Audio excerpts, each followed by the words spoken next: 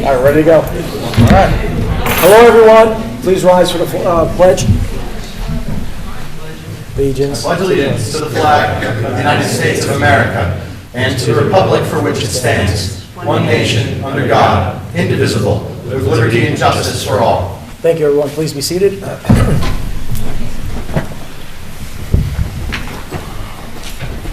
Councilmember Bardini.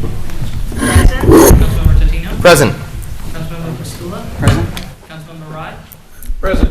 Supervisor Albro. Here. We just have to amend a couple things on the agenda. We got one item for special consideration for, I think it's Verizon, the renewal for Verizon. Yeah. And I got, on two discussions and two resolutions, I put 2025 and 2020, instead of 2026. I'll make a motion to make those updates. Can I have a second? I'll second that. All in favor? Aye. Okay. Next up is the acceptance of Town Board regular meeting minutes, March 4th. Present that as a motion. Can I have a second? Second. All in favor? Aye. Okay, anybody here has been hired by the town this meeting? Okay, I didn't think we had anybody this week. Next up is two presentations. I'm going to do the presentation of the Hudson Highlands first. He's by himself, so where are you at, Peter? Yeah. Okay, introduce yourself.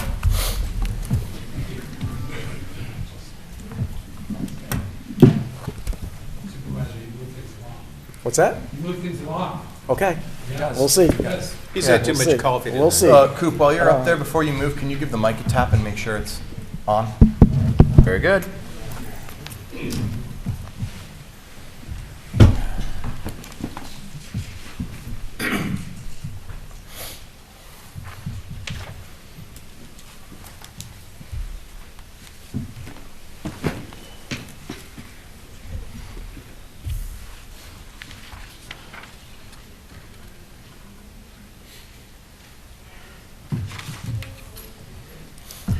This doesn't take away from your time. Scott. While they're working on that.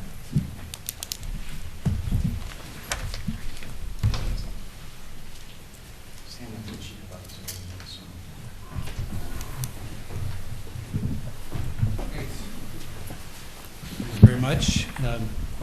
Supervisor Abra, members of the... It's not on? It's on. It is on. It's on. Okay, great. Just speak up louder. Okay.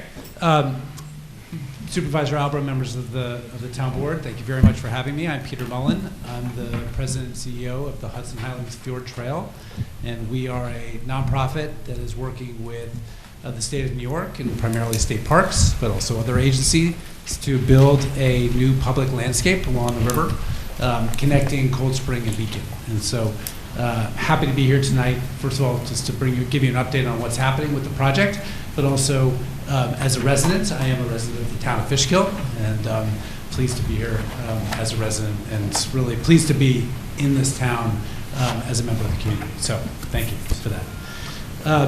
So this is an incredible landscape that we're working in. The Hudson River, the Hudson Highlands, it has epic and majestic beauty, and first and foremost, everything we do is about how do we revere, preserve, and sustain this for the long term. At the same time, you can see there's evidence of disturbance of this landscape. The railroad was built 150 years ago, essentially cutting off the public from the river, as well as straightening out what was a much more complex shoreline environment. And so part of our role as an organization is to reconnect people with the river and repair and amend the landscape that has been disturbed by industry over the past century and a half. The project started out to solve a very immediate and pressing safety need on Route 9D. Breakneck Ridge is an incredibly popular day hike destination. There's no infrastructure to support those visitors right now. And so there was a lot of discussion in the community about how we can create a safer condition on Route 9D and address this. But as we got into it, we realized that there was a much bigger and longer term opportunity to provide access and accessibility to this landscape in a unique way that doesn't currently exist, to build in greater resilience and to restore the landscape of the shoreline and the surrounding area in the Hudson Highlands State Park Preserve, and to build connection and to steward this landscape over the long term. So the vision is to do just that, is to basically renew the relationship of the public with the landscape, and to be, as a way of preserving it and sustaining it long-term. So it's a very ambitious agenda we have, right, to really build the next generation of stewards for this incredible place in which we live. So at the center of it, there is a trail connecting Cold Spring to Beacon, 7.5 miles long. That trail will be the spine of the existing trail network. So we have a lot of trails that go up from the river into the highlands, but we have nothing connecting them and stitching them together, and the new fjord trail will do just that. But it's also about engaging the surrounding ecology and repairing it as we go. And reconnecting land and water, which has been divided for 150 years. This is a partnership between the nonprofit and New York State. That's crucial to us. We act sort of as the agent, or to the benefit of New York State. All of the park amenities, the vast majority of them, will become, state park state park land when we're complete. So this is a public project. Sorry, we're underway. Right, so phase 1 is under construction at Breakneck Ridge in the town, Fishkill. There are 2 components to this. There's a new public landscape, as well as surrounding the Metro North train station at Breakneck Ridge, and I'll talk a little bit about that, and a new bridge that will cross over the tracks and connect people to the water side of the tracks. So this is the site plan of what we call the Breakneck Connector, which is that space between the railroad and Route 9D, which currently is sort of left fallow, but which we're redesigning as a new public landscape. This is what it looked like back in June. We started construction. One of the things that we've done is we've removed all the utility poles that were on the west side of the street, and we've moved them, the road, and we've moved them to the east side of the road to free up the view of the landscape and to free up the space between 9D and the railroad for use by the public. And I will say it was shocking what a difference it made when we saw that happen. So this is a little view of what that new landscape will look like with new amenities, new off-street parking that's systematized and orderly, new public, other amenities like bike racks, as well as a brand new Metro North station in this location. So we're replacing the wooden stairs with an accessible platform that is accessible to people in wheelchairs, and level boarding with the train to facilitate access to the site. New public restrooms. A lot of stuff that we're doing is actually underground, so working on infrastructure, drainage, facilitating stormwater management that is sort of vast, severely needed. Stuff that people will never see, but has a huge impact on the infrastructure and the landscape. One of the benefits is we're covering a lot of existing stone on site, and so we're going to be reusing all that in the landscape, both for these kind of gathering areas and overlooks, but also for the bathrooms themselves. So it's a great way to reuse material on site. It's good for the environment and also of the place. This is the walkway that will head to that bridge that crosses over the train tracks to get the public on the riverside of the tracks. This is another view of that bridge. Really spent a lot of time trying to do something that was really of the place and really respected and the beauty of this place, but opened up that view to the public. So this is under contract right now, and they'll start construction later this year. So phase 2, we're moving ahead and looking at Fjord Trail, what we're calling Fjord Trail North, which is the section of the Fjord Trail north from Breakneck up to Beacon, most of which is in the town of Fishkill. And this area is a lot of components to it. So it's not just, it's one project area, but it's got multiple sub-projects within it that we'll be working on in sequence. So sorry, there are pictures that are supposed to go with this, but you can see there are new restrooms up at Long Dock Park, different trail environments. There's a new bridge over Fishkill Creek. There's a connection to the new Beacon Hopewell Rail Trail that's under consideration, and then a new visitor center at Dutchess Manor. Also in this, as we just announced today, was we're building another small parking lot at Wades Hill between Dutchess Manor and Breakneck as well. So lots of different amenities. This is an incredible landscape. this sort of incredible green carpet. We have Bannerman's Island. You can see Duchess Manor in there. And so, but a lot of it is not accessible. And so our goal is to figure out how we can make it accessible to the public so we can share this with the broader public. Really interesting history in this site. You know, it looks pristine right now, but it really isn't. Underneath that green carpet is this history of industrialization. You know, this is all brickyards in this area, and we can see there were also a lot of evidence of flooding and erosion due to the deforestation that came with those brickyards. So one of the things we're doing is trying to actually amend some of the landscape that we pass through as we go through. So, and you can see actually here, this is a topographical map of the area of town of Fishkill on the shoreline, and you can see where the original shoreline was, right? If you follow those topo lines, you can see that the shoreline used to have a sort of a jaggedy, ragged edge, but when the railroad came in, they basically just straightened it out and filled in all those areas. And some of those areas are now upland wetlands, but they aren't, you know, properly connected hydrologically. There are lots of invasives. It's a much more simplified landscape, and so we're looking at how we can actually reintroduce some more ecological complexity into that landscape. Also, the railroad and Route 9D severed to kind of, you know, divide the natural continuum frontage, fragment the ecology. So you can see how, you know, what was, you know, mountains going into floodplains into the river has now become a series of disconnected landscapes. And so one of the things we want to do is figure out how we can actually reconnect those. Yeah, this is the pre-industrial shoreline. You know, this is what happened to that pre-industrial shoreline. So our role is really to make access or provide access to this landscape. The trail will be accessible to people in wheelchairs from end to end. That's an important goal and a principle for us, so that's what we're building. But it's also to basically amend and repair the landscape as we go. And there are lots of areas where we can do that to improve stormwater management, address erosion issues, subaquatic vegetation restoration, invasive species, et cetera. When you get into this landscape, it's incredibly beautiful. The detail doesn't matter. There are little brooks and waterfalls that we want to reveal to the public.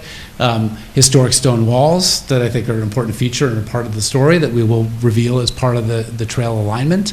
We'll be preserving those. Interesting sort of ecological details, whether they're small micro fern communities or, you know, tulip poplar groves. These are things that we're trying to highlight as we work on developing the design and the alignment of the trail to really reveal those and celebrate them. Fishkill Creek, a really interesting area, ecologically diverse wetland environment, lots of bird habitat. Again, trying to figure out how we can preserve that, enhance it, support it, and reveal it. And then use existing disturbances like existing rail beds for the trail itself. So we minimize the amount of disturbance that the trail will bring to this area. So this is a rendering of what the trail might look like with little overlooks so people can engage the marsh environment. And that's a plan just showing how we're navigating all the different features in the Fishkill Creek and marsh area, and also engaging with other things that are happening, like the new rail trail, the new development at the Hackcrete factory, et cetera. We're also, as part of this Fjord Trail North, building a new visitor center at Duchess Manor. This has been going through the permitting process through the town of Fishkill. The planning board just voted last week for a negative declaration on the seeker, so we'll be continuing to take that through the site permitting, site plan approval process. This is the existing Duchess Manor building, which was a historic mansion converted to a catering hall. We're actually going to be, you can see how it was added on to many times over the years, and we're actually going to be demolishing all those non-historic additions to reveal the original 1868 building, and then use the rest of that area that was building for public landscape, so that the public can enjoy. We're restoring the historic building per SHPO standards, so I think that will be really exciting to see that come back to life. And then also the historic relationship of the building to the landscape around it, right? All of these mansions along the Hudson have this very distinct, important relationship with the landscape, and we want to bring that back. So this is a view of the existing building, similar view of what it will look like in the future. existing, proposed, existing, proposed. And that's the site plan. There is new parking facilities, expanded parking facilities on the right-hand side. That will be the sort of the main parking area, which is on the Duchess Manor building level. And then on the left, you can see there's actually an overflow parking area for those very busy days in the fall during leaf peeping season, where we have extra capacity when we need it. One of the things we're doing as an organization also as part of that stewardship program is to engage volunteers now. So we have a group of eco-stewards that help with invasive species management, removing invasive species, and so it's a great way for people to get engaged, and it really helps us out in terms of managing the landscape. And part of our role organizationally is not just to build a trail, but to operate and maintain it long-term as part of our responsibility and our agreement with state parks. So we need to build the community of volunteers that can help us do that over the long haul. But it is an important and exciting part of our program. So really look forward to bringing this to life and working with the town and all of you all to do that in a way that serves this community to the best possible degree. Happy to take any questions you might have. Any questions, board members? Yes. First of all, we all know this is going to be a beautiful thing. There's no doubt about it. And how long from this point to completion, how long can we expect? I'm usually reticent to give completion dates because there are a lot of processes that we have to go through. Sure. To get there. I mean, our goal, we're starting work on this Fjord Trail North section this year, right? And our goal is to open Duchess Manor, for example, next year. And then our hope is that we can open sections of the trail as we can, every year going forward. So is there like a 5-year hopeful plan again, or something? the goal for the overall project is 2033, I think, is the goal. 2033. So I think we're trying to do it as quickly as we can, but there are a lot of factors that will go into place, and also we want to make sure that we're doing the right thing. So certainly collaborating with our agency partners, right. At DEC and parks, so we don't want to rush through things unnecessarily. So we're going to do it the right way. You sent an email to us, and I said, "Oh, you need to come and do this presentation so everybody can appreciate it." One of the things that you said in the email is that there is going to be some construction, and my question to you, which I'll present now, is there anything that's going to impede traffic on 9D in that area during whatever construction is going on now, and how are you mitigating that if there will be? So, Breakneck Ridge, we've started construction on that, and I expect there will be moments because we're right on 9D, when we will have to have sort of temporary lane closures to facilitate, some of the work. And so we're going to be communicating those out as proactively as we possibly can, and so people are ready and prepared and minimize the amount of time that happens. We actually have a communications working group, I think, that this entity is a part of. So that's kind of working. As we move north, most of the work is way off of Route 90, and so we expect actually very minimal disturbance to traffic going forward. So as of now, having had conversations through the few years I've been on the board, sometimes it gets hectic and our police are out there working with, congestion and people, et cetera, et cetera. My question to you is, future state, is this going to be, since it's a state park, is it going to be patrolled by the state park system, just basically in whatever it needs, so it doesn't demand our police force to be out there? Understood. So, we will have staff who are maintaining and operating this park system on behalf of state parks. And, best practice with public space management is to solve problems quickly and early, right? And so our goal is to be able to provide whatever necessary services we can on site quickly so that they don't become more problematic than they need to be. And, if you look at other comparable projects, that has been very effective.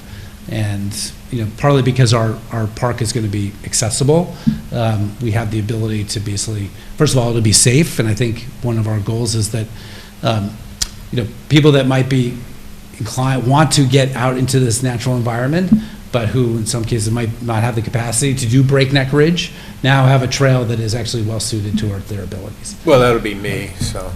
Great, we can't wait to have you. So that should, I actually, in some cases, we found that could reduce the burden on emergency services, for example. So, and we'll be coordinating with all local law enforcement and emergency services providers, throughout the process, so that that's seamless. Okay, I could go on, but that's good. No, I'm good. Greg? I think the most important thing that this project will accomplish, if there's one thing and one thing only that I want to see the project accomplish, it would be what you're accomplishing down at Breakneck Ridge with both the Metro North station and the off-road parking that's going along with the work that's being done there, because the single biggest concern, I think, for myself and anyone else here is public safety. So to have vehicles which are, and have for many years been, parked precariously close to the road at Route 90, creating a lot of vehicle versus pedestrian collision possibilities. People walking out in between cars, people having to try to get into their car when it's right next to oncoming traffic, doing 40, 50 miles an hour at times.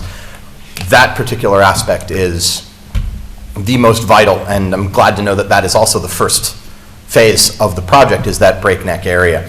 But as we are moving into the town of Fishkill, I love the idea of creating a more accessible waterfront area through an accessible trail network that connects to all of these other locations for an interconnected experience for people of all different abilities and outdoor interests. My only concern, again, and I know that you have been operating in good faith and will continue to do so, but I'll just state for the record, is that you continue to hear the voices and the opinions of the property owners and the stakeholders in that area, and continue working in good faith with them to strike a really good balance between the project's needs and the needs of the people who already call Fishkill home, who live there, because we serve them too. Understood, and we totally share that goal. And certainly at Duchess Manor, as we've been going through the process, we've been amending the plan in response to some of the concerns and questions that we've heard from the neighbors. So we're trying to do that. We'll continue to do that in perpetuity. Councilman Bardini? Thanks for coming. I just want to kind of along the same lines, we discussed this already, but, people are sensitive about encroachment of the trails, the housing that is located in the preserve on the Hudson, and as well as that overfill lot. And just would you please, listen to our voices when we tell you, be sensitive to that. And Yeah. Remember that we were here first. We'd love to have you. We love what you're doing. Love to have accessible trails for all the people of Fishkill. But we need to be sensitive about people's private lives too, right? Yeah. So totally appreciate that, and we absolutely want to be sensitive to all of the community's concerns, and particularly our immediate neighbors, specifically at Duchess Manor. And again, one of the reasons why we've structured the parking way we have is to reduce, we hope, the impact on the adjacent neighbors. If we never need to use the overflow lot, if there's never a need for it, it will not open, right? But we feel like it's important to have it as infrastructure so that if it is needed, we don't have people parking on the side of the road, right? And so that's what it's there for, right? Is to prevent for that eventuality if it happens. And if we don't need it, great. So I think we're trying to set ourselves up to have it both ways to the best extent we can. Okay. Anybody want to speak about this? Who, just put your hand up, who wants to speak about this? You two ladies? Three? Oh, quite a bit. Oh, geez, all right. Open government. Well, I don't want him to leave, then he can't answer any questions. Okay, so whoever has any questions, you move a little bit this way. Yeah, sure. And that's good. No, over here. Stay right next to the podium. Okay, great. Ms. Sign? Whatever you want to say. Be prepared.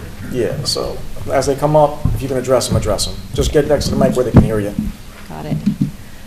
Good evening, everyone. My name is Erin Sein-Whitson. I live along with my husband, Evan, and his mother, Georgia, at 233 Route 90, next to the Duchess Manor project.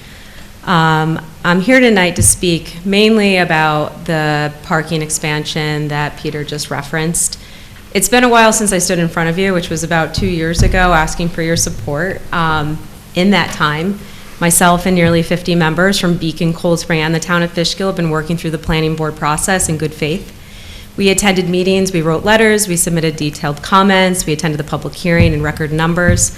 Many of us have been rearranging our schedules month after month to participate in this process that we believed would seriously consider the concerns of the community. During that time, we have watched the Fjord Trail project move forward at the state level despite close to thousands of pages of substantive comments from residents and environmental advocates. Many of those concerns were never meaningfully addressed. Last week, the planning board voted to move the Duchess Manor project forward, including the parking lot as well, despite 2 years of engagement from residents and what the board itself acknowledged as the most public participation they had seen in a public hearing. Throughout this process, a consistent narrative has been repeated that I believe needs to be clarified. 1, that the residents oppose the trail itself. 2, that the large-scale parking at Duchess Manor is necessary to replace lost parking and solve safety issues. And 3, that the rezoning of 14 Chorus Lane should proceed, even though the parcel does not meet the dimensional standards of the RB district. And I just want to briefly address each of those really quickly, Please. if that's okay. So first, the idea that the residents oppose the trail is simply not true. It's just what Board Member Bardini had mentioned, as well as the rest of you in some comment. We're excited about this. My husband and his family have been talking to Scenic Hudson for over 12 years about having a trail in our backyard. So this is something that we had not resisted until we started to see the scope get to a point that was way more unmanageable and frankly frightening for this corridor, as most of you are aware of how delicate that is. We all understand that Breakneck Ridge already draws large numbers, and the parking has been an issue. We support safe access, and we support thoughtful stewardship of the Highlands. What we're asking for is something very simple: proportionality and common sense. Second part, the idea that the proposed Duchess Manor parking plan is necessary to replace parking lost at Breakneck and solve safety issues. When you look at the numbers, that story becomes very different. Today, the corridor between Notch Trail, which is the Naturals, as some of you are familiar with on 9, it's about 0.8 miles north of Duchess Manor, and Breakneck contain about 178 parking spaces to date. Under the full plan that the Fjord Trail is proposing, they want to increase it to 442 spaces. That's a 148% increase in parking capacity. Large centralized parking does not reduce visitation, it increases it. This is well documented in visitor management and traffic studies used by National Park Services, which consistently show that when you build parking at popular destinations, it fills to capacity and attracts additional visitors.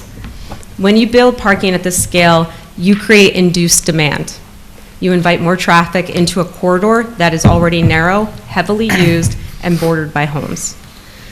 The Route 90 corridor between Beacon and Cold Spring is not a commercial district. It is a narrow road used every day by commuters, commercial vehicles, and the residents who live along it. Expanding parking at the scale would place additional strain on an already constrained corridor, increasing traffic volume, complicating the movement of delivery and service vehicles, and creating more frequent and unsafe conditions for homeowners entering and exiting their properties.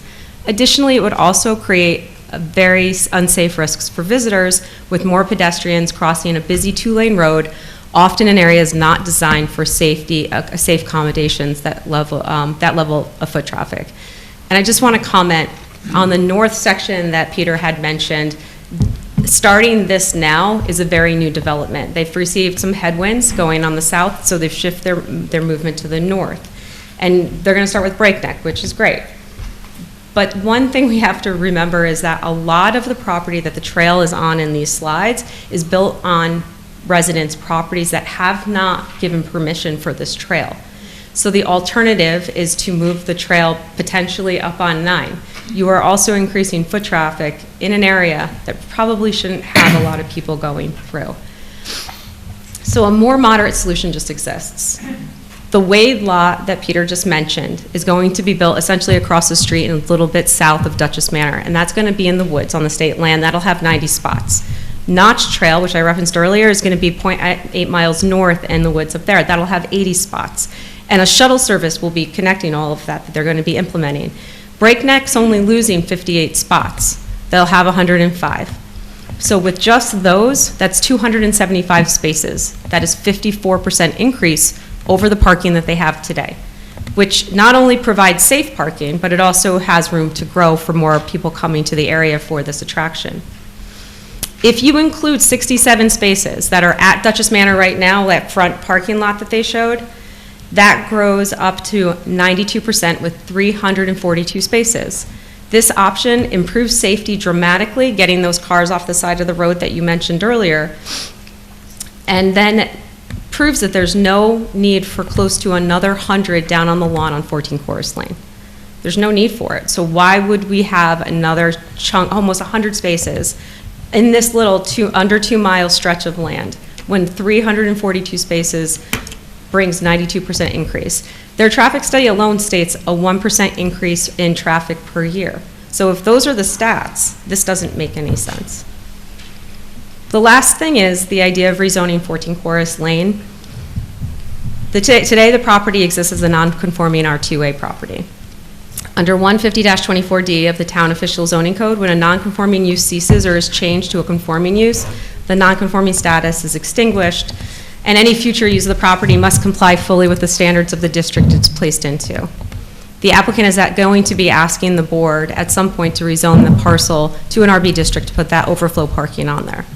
Once this happens, the code resets, and the RB district, where it borders residential property, is going to require a 100-foot side setback. That should be required. The existing house on that property is only 20.6 feet from the boundary, and the current parking plan that they've proposed setbacks roughly range between 40 and 80 feet, which all of that falls below that requirement. So this is not a situation where an existing condition simply carries forward. The rezoning itself eliminates that flexibility and creates a new condition that does not meet the dimensional requirements of that district. So approving the rezoning doesn't solve the problem. It creates one.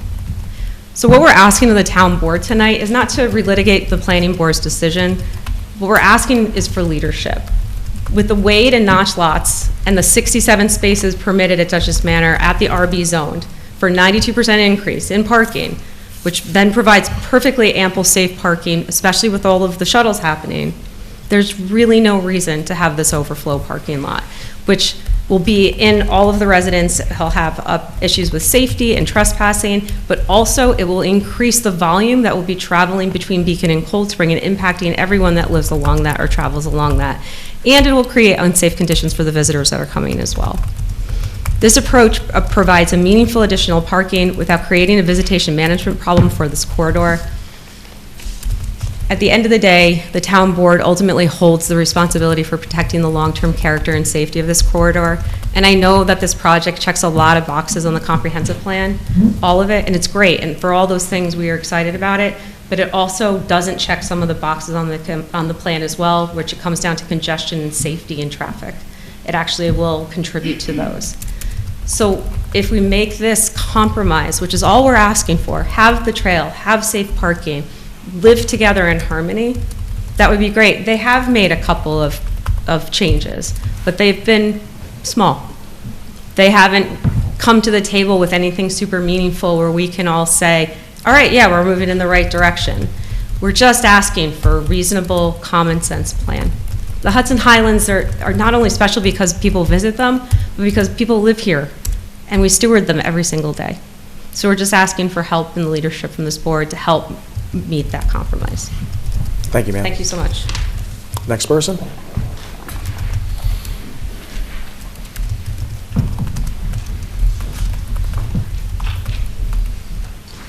Teresa Kraft. I agree with everything she just said. My concerns have increased due to the environmental review led by State Parks. I am not in favor of the Fjords Trail Linear Park focusing on Beacon. The proposed number of parking spaces for the new development at Duchess Manor is alarmingly high and could lead to a range of problems. One of the most pressing concerns is the impact on traffic along Route 9D. Increased vehicle congestion in this area poses significant safety risks, not only for drivers navigating through the bottleneck, but also for commuters and pedestrians who rely on this route to get to their destinations. In addition to immediate traffic concerns, you must also consider the long-term repercussions that this development could impose on our neighborhood and the surrounding towns. The influx of vehicles could result in a noticeable uptick in noise levels, disrupting the quiet atmosphere we currently enjoy. Furthermore, the character of our residential areas may change dramatically, altering the sense of community that many of us have worked hard to cultivate. In light of these serious concerns, as a local resident, I earnestly hope that this board demands a reduction in the proposed number of parking spaces. Specifically, I urge the removal of the overflow parking designated for 14 Chorus Lane. That change would not only alleviate the potential traffic issues, but also foster a safer and more harmonious living environment for all community members. Moreover, you cannot overlook the fact that in today's climate, we are seeing an alarming increase in car fires that could pose a further environmental threat, particularly the risk of igniting nearby forest fires. It is vital to consider these dangers as you move forward with development plans. Thank you. Thank you, ma'am. Anybody else?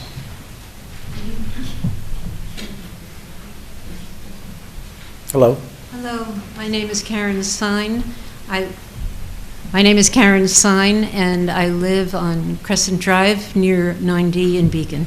And I just want to say that I support the concerns of my neighbors and their suggestions to make improvements in the parking suggestions. Thank you. Thank you for coming. Sir?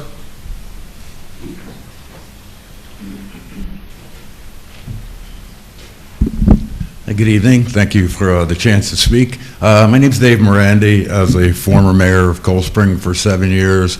I was on the planning board for 3 years, and in those years I was the, well, as mayor, I was the liaison with the Hudson Highlands Steering Committee. So I'm pretty familiar with the project from start to finish. I've been involved. I'm also the president of Protect the Highlands, nonprofit group that's opposing the proposed plan. We're not against the plan in general or a safe passage from Cold Spring, which it initially, it started as a safety issues from the village of Cold Spring to Breakneck Mountain, and now it's morphed into something much larger. And so I would like to just, we heard from the spokesperson on all the positive aspects of the trail. As a paid professional, that you would expect nothing less. So I'd just like to highlight a few of the negative aspects of it. One, and I think we've heard already from it, is the traffic. They would say, or like everyone to believe, that they are our knight in shining armor, that they've come to our rescue, that they're going to, correct all of the traffic problems that we have in the area, and it's just not so. What they, by their own admission, will say is that this project will bring approximately 300,000 people. We've had other people doing, doing their own study, and it could be up to 1 million people, which they haven't refuted. And they've also stated that 75% will come by car. So you can imagine the concern that Cold Spring residents have. I think you can also imagine the people that are now commuting more frequently and at greater numbers from Beacon through 9D and through this area on what kind of traffic problems this will cause. They also state that the work that's being done at the Breakneck connector, which is moving the parking just to one side, which I think is great. But the problem with that is that all the people that will now be on the east side have to get to the west side, and so they'll be crossing, as most people will do, they'll take the easiest path, which will be out of their car, and then crossing the street to get to the Breakneck Bridge connector, to get to the foot of Breakneck. So they've set the standards, and then they solve the problem. So if the problem is traffic, the way to solve it isn't to bring more people into the area, and the way to solve it isn't to create more parking areas for these, for the project.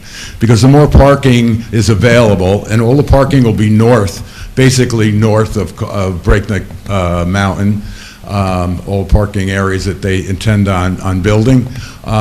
So the people will, just because people are not going to go to a shuttle. They're not going to, stop somewhere, before the trail without trying to get as close as they can get to the trail. So people will be coming through 9D, all the people that want to get to this trail, and it will be an attraction. There's no doubt about it. It'll be highlighted. It'll be in all the magazines. It'll be a major triumph, and everyone will have to see this.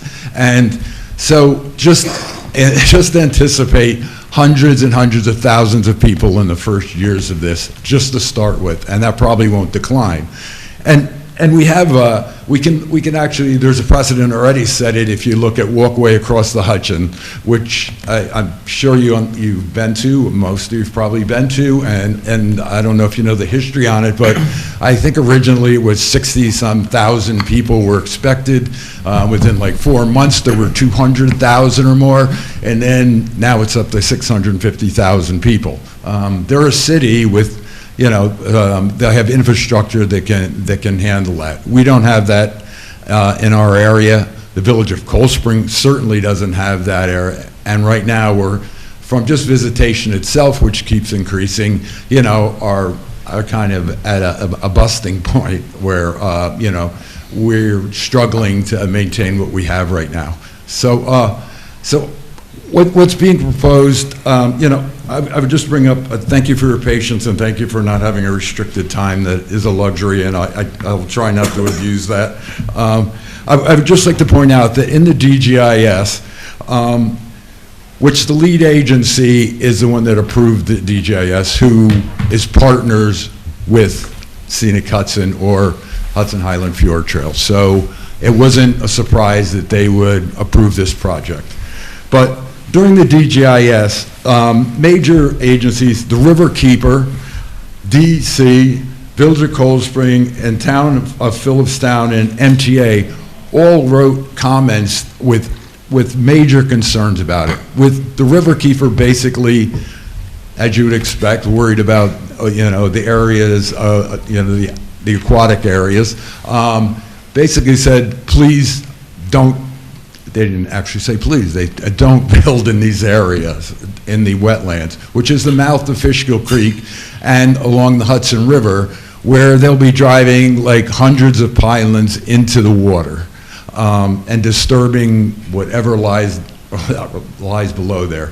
The other thing that was brought up, and is always interesting, is when they have these beautiful slides of all of the areas that are extremely sensitive. They're beautiful, they're sensitive, there's wildlife there that is established, but what we're doing is now we're going to invite in hundreds of thousands of people to these areas that they themselves say are sensitive. So that's one of the concerns Riverkeeper has. That's one of the concerns that my group that I represent have. I think I could go on a little longer, but I won't. I'd like to just thank you, and please, there are a lot of considerations not mentioned. Obviously, they're promoting this, but there are really a lot of negative aspects to this that need to be addressed, that weren't addressed in the DGIS, and answers weren't, satisfactorily given by New York State Parks, and their approval, I think, is not agreed on. So thank you very much again for your time. Thank you, Mayor.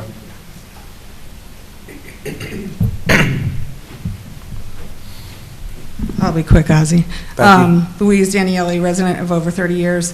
If there's something that needs to be rezoned before this board, I don't understand why it's not before the board now, instead of waiting later. It seems like they're putting the cart before the horse, and then you won't be able to say no because they've already gotten all of their approvals from the planning board.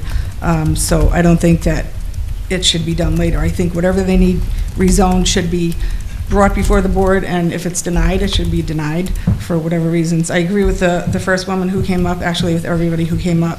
I don't know if Councilmember Rye's question was ever answered over who's going to be responsible and who has to maintain all of those things, like the trail itself, accidents, more things that happen. I myself was a trooper in the 90s, and I worked down in the Phillipstown and Cold Spring area, and back then it was a few people traveling up from the city, and they would get lost in the woods, and we'd hit our air horn so they could hear it and come down. Now there will be hundreds of people.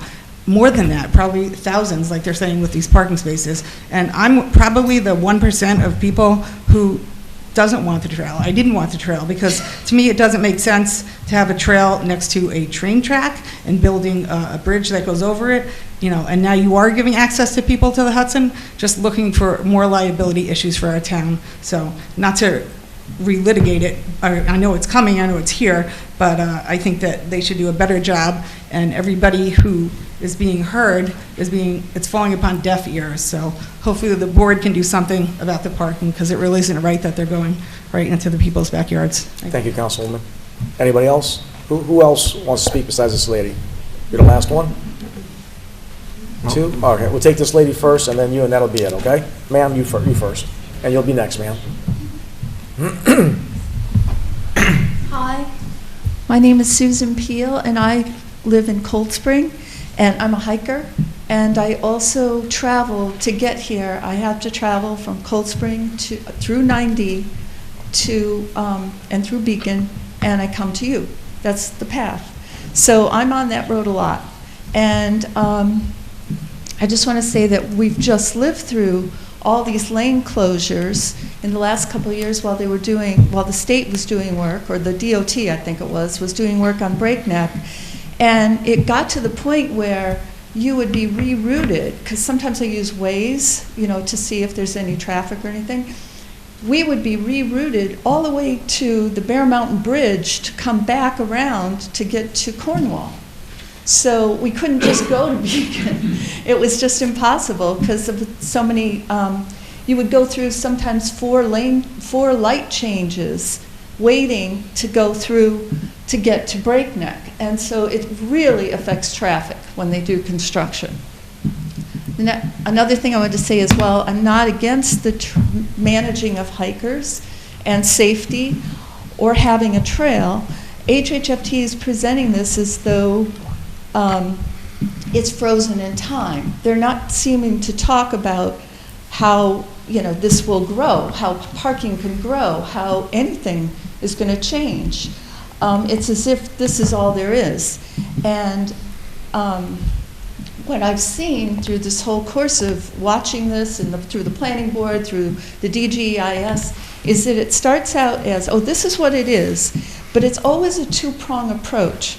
One of the prongs is actually the building of the trail and how the changes of the trail keep happening, but the other is the promotion of the trail. And that's been going on from the very beginning. And they've called it things like world-class linear park and regionally transformative. Now, that doesn't sound to me like they're just trying to get safety and people safely onto a trail. So we've seen what can happen in other parks in other countries and other cities where over-tourism increases to the point where no one's happy and the environment and the communities are degraded. My concern is with the parking, one, traffic, and also the zoning. The extra traffic that this attraction will draw can be seen like we have in Cold Spring. What we've seen is that there was a parking lot near to Little Stony Point called the Washburn Trail parking lot. It used to be dirt. There were maybe 20 cars parked there before 2017, 20 cars. Then in 2017, they developed it and then made it 48 parking places. Now, the same applicant is saying they need 96 parking places there. That's double. So in the space of 9 years, it has increased 500%. So that, it's like if you build it, they're going to come. And we're talking about 9D, which is 2 lanes and a narrow corridor. So again, coming from Cold Springs' perspective, what we've seen at Washburn now is that cars come down 9D, they can't get into the Washburn lot. So they pull out, they do 3-point turns in 9D, and then while people are crossing the street to get to Little Stony Point, you have baby carriages, you have people with beach balls, and then you've got people making 3-point turns on 9D. It's insane. So that's what we're looking at. Let's see. And all this turning around is illegal. So I don't know if the police can even monitor it because it's too crazy and congested. At Bear Mountain, it's like a different story. When people can't get in, they close the exit. So you just stop, and then everybody just keeps going. They can't turn around. But we don't have that luxury. So I also just want to mention the zoning. The applicant states, as per zoning code, this area is intended to include residential uses in a non-residential zone with limited businesses, institutional, and recreational uses which are appropriate and adjacent to residential areas. But what they've done is flipped it on its head, because what Duchess Manor is trying to do, what they're trying to do with Duchess Manor is they're taking this completely residential zone, and they've got one parcel that's zoned RB, and they're trying to add another parcel. But HHFT has bought up several parcels all along 9D. So are they going to be coming back to this board with each new parcel so that they can change it? I don't know. But those are some questions that I think should be answered. Thank you, ma'am. Peter. Peter. Go one more lady and we're done. Okay. We got a couple more, but I want Mr. Malvarosa? to, get you to respond. If you want to sit down, go ahead and have a seat. It's a little awkward. No, just stay right there. It looks good. It's It's okay. Let them do it. Let them do it. You're not on trial. You didn't answer any questions yet, so don't worry about it. Bob Malvarosa, Town of Fishkill. It's real simple to me. I see the concerns of people, and they've come and reiterate some of his stuff. To me, the use is going to exceed an orderly capacity. That's all I got to say. I just see the way it's going to go, the way it's, especially with social media, like everybody says, everybody coming and stuff like that, in that corridor. No matter what they do, I don't think it's going to do what it's going to do. But that's just my... Thank you, Mr. Malvarosa. That's the last lady. Good evening. My name's Mary Friss, and I live in Beacon on 9D. And I just want to say that I agree with my neighbors regarding the proposed overflow parking lot at Duchess Manor. And I want to say there's a lot of talk about how this park is going to improve and safeguard the environment while increasing access to the river. But no one is telling you how this will be accomplished at the same time they're going to heavily market this park to the public and increase visitation exponentially. If the Fjord Trail designers are really serious about improving safety for hikers, reducing excessive traffic on 9D, and preserving residents' quality of life, then it would make sense to greatly limit the expansion of parking lots along 9D or adding more parking to Duchess Manor. It would make more sense, in my opinion, to direct drivers to parking lots in Fishkill, of which there are plenty, and have them simply take a shuttle over to Breakneck. This would help reduce traffic issues on 9D by diverting drivers to Fishkill and help ensure that local residents retain their quality of life. The Fjord Group can do this as soon as they start marketing the park to New York City and beyond. Thank you. Thank you, ma'am. Peter, back to the podium. Any board members with any follow-ups from Mr. Peter, Yeah, so we can wrap it up? Peter, I'm glad you're here, and I'm sorry if you felt awkward, et cetera. But as you can see, there's a lot of concerns. Now, maybe through the years, you've heard these before, these issues of certainly parking, and I've been up and down there. And the lady that came up and said, maybe my question wasn't answered, she's a retired state trooper, but also a previous member of the board. I didn't feel it was answered, and I'll tell you, this is a beautiful thing. My concern is, legitimately as it is for the board, with quality of life, the strain it'll put on, different things that we pay for. We have a local fire department out there, Dutchess Junction, that's volunteer, that's under great stress. We have ambulance services that are paid for by the city of Beacon and also the town of Fishkill. They're under great stress. We have a police force that has, it circles the city of Beacon, the village of Fishkill, and has a wide terrain. And the number of officers on each tour have a lot to cover, and I fear that they're going to be under additional stress in this area, because I've already heard the issues of people coming up. And then we have the parking issue, the overflow parking. So this thing is underway, there's no doubt about it, but there are legitimate concerns here. But what about that overflow parking? What about, let's see if you can address that. It seems as though people really have a major concern about that, and I'm trying to find it on the map. I don't know where overflow parking is here in relation to the red dot. So what is it that you know that maybe they don't know? So there's a lot to address here, and I really, first of all, I really appreciate all of the comments and concerns that have been expressed, and yes, we've heard a lot of them, both through the current process we're going through for Dutchess Manor, which is one piece of the larger Fjord Trail project, but also through the entire EIS process, which we just completed. That was a multi-year process where we heard lots of comments.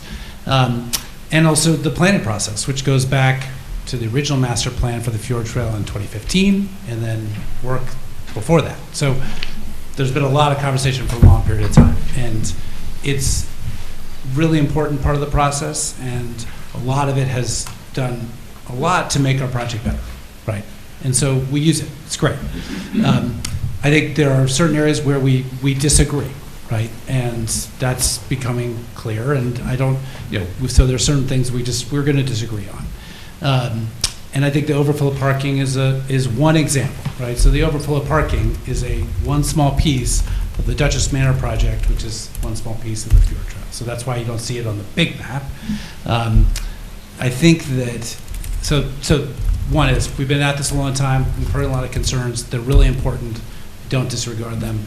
We've had a lot of conversations with Aaron and Dave and Sue, so this is not the first time we've heard this. I think the second thing is you're also hearing how complex this project is. There are lots of different elements of it, which is why we've gone through very rigorous, orderly planning process. I mean, we went through the state mandated secret process. We got lots of concerns. It was a huge document documenting all of the potential adverse impacts. All of those are well documented. We got questions and concerns. We answered them. We went through that entire process. So I think it's hard to answer all of them at once. I think our goal, I'm going to go back to the original principle. Our whole objective here is to build a stronger relationship with this natural environment and to steward it for the long term. That's what drives us. There's been a lot of conversation about we're a developer. We're not a developer. We're a nonprofit environmental organization trying to build a stronger relationship to steward this landscape, number one. We think that providing access to the landscape is the way to do that, right? And in order to do that, we're also trying to do it in an orderly, responsible way, right? So everything we do is about achieving those objectives. So that goes to the whole plan, having multiple entry points, pushing access, really encouraging people to use public transit. Right, we have 3 public transit stations, directly access to the trail. That's a priority, get people out of their cars to the extent we can. But we know people are going to drive, and so we want to provide infrastructure to support that and do that in a way that's as sensitive as possible. So specifically related to the overflow parking, that's why we've designed it the way we have, right? Where we have a main parking area and we have an overflow parking area. If we need to use it, we need to use it. Meaning if people are going to be parked on the road, I mean, we're trying to avoid what Sue describes as the condition of Washburn, where people are doing three-point turns on Route 9D. We've got to provide infrastructure to support those people. If we don't need it, we won't use it, and it'll be monitored and managed. So that's our whole process towards everything, because we're in this for the long haul. Same thing goes towards emergency services and public safety, right? We do not think that this, in the environmental review process, bore this out, we do not think there's going to be a huge impact to the local municipalities' environmental services needs. So we don't think it's going to be a huge stress. We have committed to monitoring that process. And if it is, we'll take steps to address it so that it isn't a huge burden. So I think this is going to be an ongoing long-term collaboration between the municipalities and the nonprofit, and we're committed to that to make it work. That's all we want to do. Don, any questions? Yeah, just, can you give me a sense of how many different access points in Fishkill and how many of those have parking all along the line of the proposed? Yeah, so in the town of Fishkill, there's going to, Duchess Manor would be one. There is Breakneck Ridge would be another. Another planned access point, again, which hasn't been built yet, would be built as part of this Fjord Trail North, is at Notch. There's an existing trailhead there. The plan is to have parking associated with that trailhead. So there is some distribution of parking, as Aaron mentioned. So those are the main access points, I think, in the town of Fishkill. There's additional access points in the city of Beacon, as well as the village of Cold Spring and the town of Phillipstown. Good question. Greg? I would, separate to this, love to have a conversation with you and actually review some of your calculations and data regarding your determination on parking. If I can understand it, that'll help me form a more concrete opinion on it. Without that understanding, I think you will understand that as an elected official, if there's a disagreement between a project and a resident, I need to give the benefit of the doubt to the resident in that case when it comes to rendering a decision. So I would love to have a conversation in more detail about your methodology, because if the math and the calculations are accurate, then I will yield to data. But without valid proof of that, I need to give benefit of the doubt to the resident concerns. But I want to set that aside and just say I'd like to have that conversation with you in the future. Yeah. Great. Right now, I'd like to sort of talk turkey a little, which is you've mentioned a number of times that Fjord Trail is a not-for-profit. Will the Fjord Trail, when completed, have an entry fee? Will it be free to access for the public? Will there be admission prices? It is 100% free. So there will be, I will say, the one thing that will not be free for everyone is parking. We do plan to charge for parking, and we're working on how we could actually have a tiered system where locals would obviously get a preferred rate on that. So I think, but that is one way. I'll want to be involved in that conversation, and it should be said for the record, though, again, I'm not passing any judgment with this, I'm just saying for the record that I will need to bear in mind, and I think the board will need to bear in mind, that if you are going to be charging for parking, and that is going to be the sole method of revenue for the not-for-profit once the park is installed, then it is in the interest of the Fjord Trail to have as many parking spaces as possible from an economic standpoint. I'm going to set that aside and instead, because there was something that was said from the public that I think deserves clarification, which is, I've got some of your informational material here. There was something about basically it being marketed as a world-class kind of facility, and someone said that sounds like, you're trying to get as many people as possible. To me, that sounds like you're fundraising. And I just wanted to make sure that sort of is your intention behind a lot of the promotional material here as a not-for-profit that needs to raise funds to achieve your objectives. I'd like to give you an opportunity to state that on the record if it's the case. So I'm sorry, state what on the record exactly? That the flowery language in a lot of your promotional materials and the way that you've created your public presentation is meant to drive fundraising rather than meant to be already attracting people to a trail that does not yet exist. So yes, we're a nonprofit, and yes, as a nonprofit, we do need to raise funds. If you've been involved in nonprofits, one of the benefits of fundraising is that it's a community building exercise, right? Mm-hmm. It's about how you actually build connection with people. So, and it's because people are giving to you. We're not forcing people to give them. We're asking people if they want to support it. And so, yes, we're trying to provide people that opportunity that want to support the project to the best of, to their ability. Great, Jacqueline? thank you. Jacqueline? Any follow-up? Okay. What is going to be before the town board specifically? The 14 core list zoning change? Is there anything else besides that coming to the town board? Not at this time. Not at this time. So there's two issues. You need a zoning change from this body, and the residents have shown their concern about that overflow parking. So I think you should work that out before you come in for the zoning change on that. And certainly, the conversation that I've suggested that I'd like to have regarding your methodology in calculating the number of necessary parking spaces, that should absolutely be a part of that presentation, so that we understand the valid reason behind it, if one exists.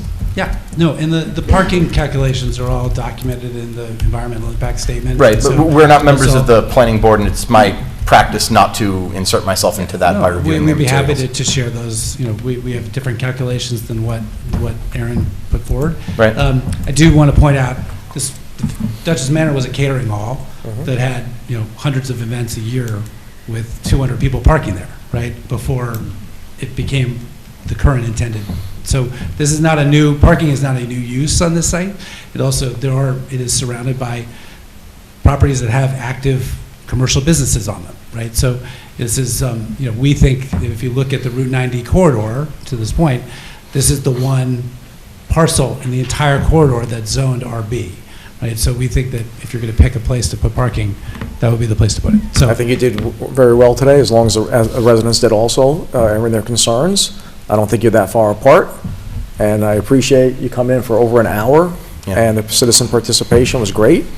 And again, thank you very much for coming, and let's get a little closer to get this thing done. appreciate it. Thank you, Peter. Thank you. Thank you for coming, sir. Thanks. Thanks. Yep.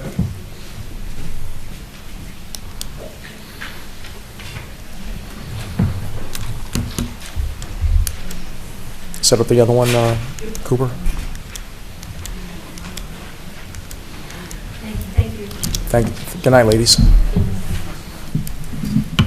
Good night. Good night, Peter. Thank you. Yep.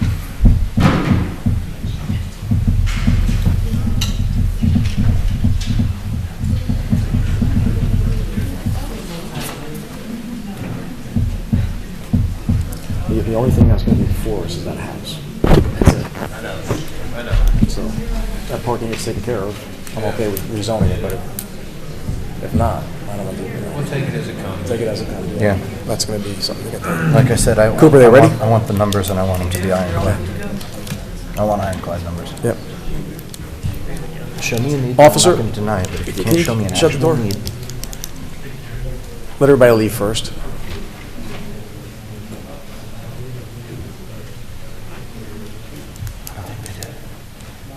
Hello. Good evening. Hello, good evening, everyone. My name is Beth Ali. I am the current president of the Blodgett Memorial Library Board of Trustees. I'm joined tonight by several other members and former members of the Board of Trustees as well, and then in the library director, Julie Spahn, and staff of the library as well. And we're all very excited to present to you, to the council and the community, a plan that has been many years in the making. As most everyone knows, Blodgett is in a very old and historic building, and it is unfortunately not fully accessible to many residents, including those with disabilities. Our goal on the board and the mission of the library is to be at the center of our community and to serve and support the diverse needs of Fishkill residents. The board and staff have considered many options over the years to update the library to make sure it is ADA compliant and welcoming to all. So we are very pleased to be working with Paul Mays from Butler, Rowland, Mays, and Mays Associates, who created and will present to you the plan that we believe is the perfect plan to update our library so that it's fully accessible, so that it will serve the current and future needs of residents, and so that the building design will fully reflect what a vital resource our library is for the Fishkill community. So I'm going to introduce Paul Mays. Good evening, folks. Good Thank evening. you for having us. We are excited to talk to you about proposed improvements to the Blodgett Memorial Library, primarily as they relate to accessibility, as was mentioned, but also other improvements to the infrastructure of the building and the services provided to the community. The library has been before you in the past to talk about all the services that are offered in the community, and they have necessarily changed as library functions have changed over time. The existence of the library on the corner of Bedford Ave and Broad Street is, as was mentioned, in an historic structure. The historic structure faces Broad Street. There's a 1980s addition behind it, and then a lawn area behind that. In order to provide accessibility, we have to look at it's not as simple as simply putting an elevator in one location and trying to find ways to get from floor to floor. There are 3 distinct levels of occupancy in the library, and none of them actually have a single level. They all have individual sub-levels within that as well. That obviously creates issues for people with mobility challenges, and therefore an accessibility issue, as well as the fact that the infrastructure of the library itself has aged. One boiler, for example, half of the heating system is over 40 years old. The chiller system is in active failure right now, and in fact needs replacement before air conditioning can be provided this summer. There are a number of other issues that, as we looked at the building holistically, we wanted to talk about improvements to the utilitarian aspects, as well as the services the library is able to provide. If you look again at a site plan, the original building faces Broad.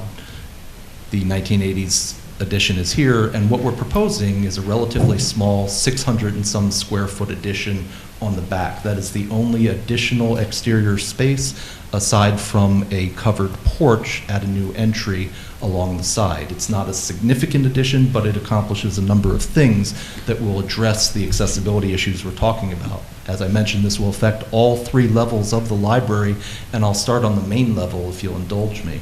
Currently, the existing entry to the library is on a concrete ramp and one set of stairs here that comes into a set of doors and an internal vestibule that takes up room from the adult collection of the library. What we're proposing is that this addition on the rear of the library, which extends about 15.5 feet from the back of the building, it still leaves over 30 feet of lawn between that space and the fence which separates the property at the back. This new addition on this level includes a lobby and gallery, so local artwork, local history and ephemera can be on display, and it also gives an opportunity to enter the library and provide a weather break. The vestibule here and an internal book drop, which is obviously a through-wall book drop in a fireproof enclosure, allows staff to safely access materials that are returned after hours.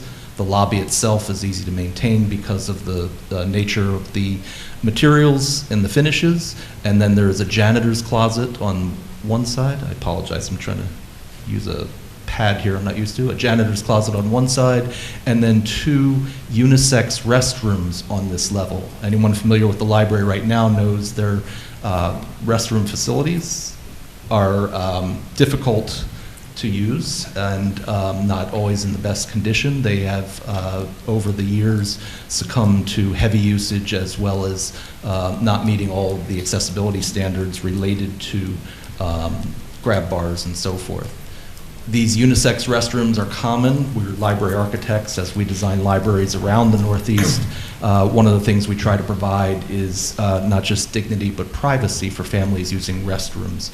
They can, as single fixture restrooms, better accomplish that than ganged restrooms that have multiple units in them. The centerpiece of that addition, though, the piece that is the primary function, is the elevator off of this lobby. So coming into the lobby space and into the gallery, there's an elevator that connects all the levels of the building, and it's across the back. So I apologize, it keeps jumping here. So coming into the library, we have adult collection. The circulation desk is in the same location, although renovated so that the circulation desk has multiple levels. Again, meeting accessibility standards for the heights as well as staffing and efficiency. Behind that, where the existing restrooms were, is an expanded staff area so that we can efficiently accomplish staff flow and staff functions in a way that is functional for providing public service, so that the staff at the circ desk is supported by back-of-house staff. The small space, we've created seating areas, and then there's a small reading room that is created here with an architectural feature as well, so that there's the introduction of niche reading spaces. We want to encourage people to spend time in the library where they are not being jostled. It's not a large cafeteria atmosphere, but rather one of smaller niches with quiet and privacy for people studying, reading, or browsing. Adult collection in the historic building, as well as the introduction of a teen young adult space in the existing historic building as well. These are designed to be as flexible as possible so that if over a period of time the number of young adults attending is not the same as one has expected, that space can be converted then to other reading spaces, other collection spaces, and so forth. But currently it's a question of chicken or egg. Are young adults not using the library because there is no space set aside for them? We say in our office, you don't just throw a beanbag chair on the floor and the vampire novels on the shelf and say you have a teen space. It's actually about creating a space in which they have some ownership and some agency in how it's designed and what features are there. But the young adult collection and space to spend time is consistent with the library long-term goals as well in their long-term planning. As we go upstairs, in the original building, again, adult collection space on one half of it, and we've taken the other half to actually enclose a meeting space. Now, this is not a large meeting space like this room. It would house at maximum 20 to 30 people. But that small meeting space then provides a variety for the community as a whole, as a space that can be used for organizations from scouts to knitting clubs to mahjong clubs to any of the other agencies that use the library regularly who don't need a full-size room, and it's one that is rent-free then. Staff spaces occupy the two sides here so that the administration of the library is also providing indirect supervision. Staff on this level then are able to provide a face to the public who are using this level at the same time. Adult collection in the rear, and you'll notice that the stair, this is the existing stair on the side of the building, is now enclosed with fire doors at each level. Currently it is an open stair, and if it were being built today, the New York State Building Code would require that that be an enclosed exit as it goes down. In the addition, again, a lobby space on this upper level coming out of the elevator with some display areas as well as seating areas. This also includes some mechanical space, again, a unisex restroom, and then a space we call a local history / SOHO space. SOHO is an acronym for small office, home office. Somebody who works from home, doesn't want to have a meeting at their kitchen table, can reserve space at the library, for example, and have meetings there. It's wired for distance learning or distance meetings, and then the local history items that are owned by the library as part of the curated collection are behind locked display cabinets in this space, so they are available.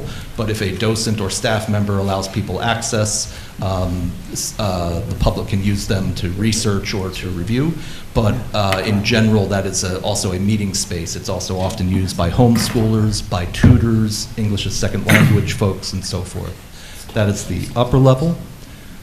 On the lowest level of the library, coming down that elevator or down the stair, again, we've enclosed it to make it a fire stair. There's a lobby in the back, again, a unisex restroom, so we've increased the number of restrooms in the facility and made them private. There is also a nursing space. This is adjacent to the children's library, and as a family space, nursing spaces are very important as a means of young families being able to have multiple siblings in the library at the same time. The main children's collection is in the same location, although you'll note that we've created a ramp to get up around one corner of it to the upper level, which is a children's program space. That is was originally actually a concrete block garage addition on the back of the historic building. It's currently inaccessible because it's multiple steps up from the rest of the library space, even if you could get to the basement level. Again, I apologize, I keep skipping around here. But the other areas that you see are storage areas and staff areas for help desks and so forth at this level.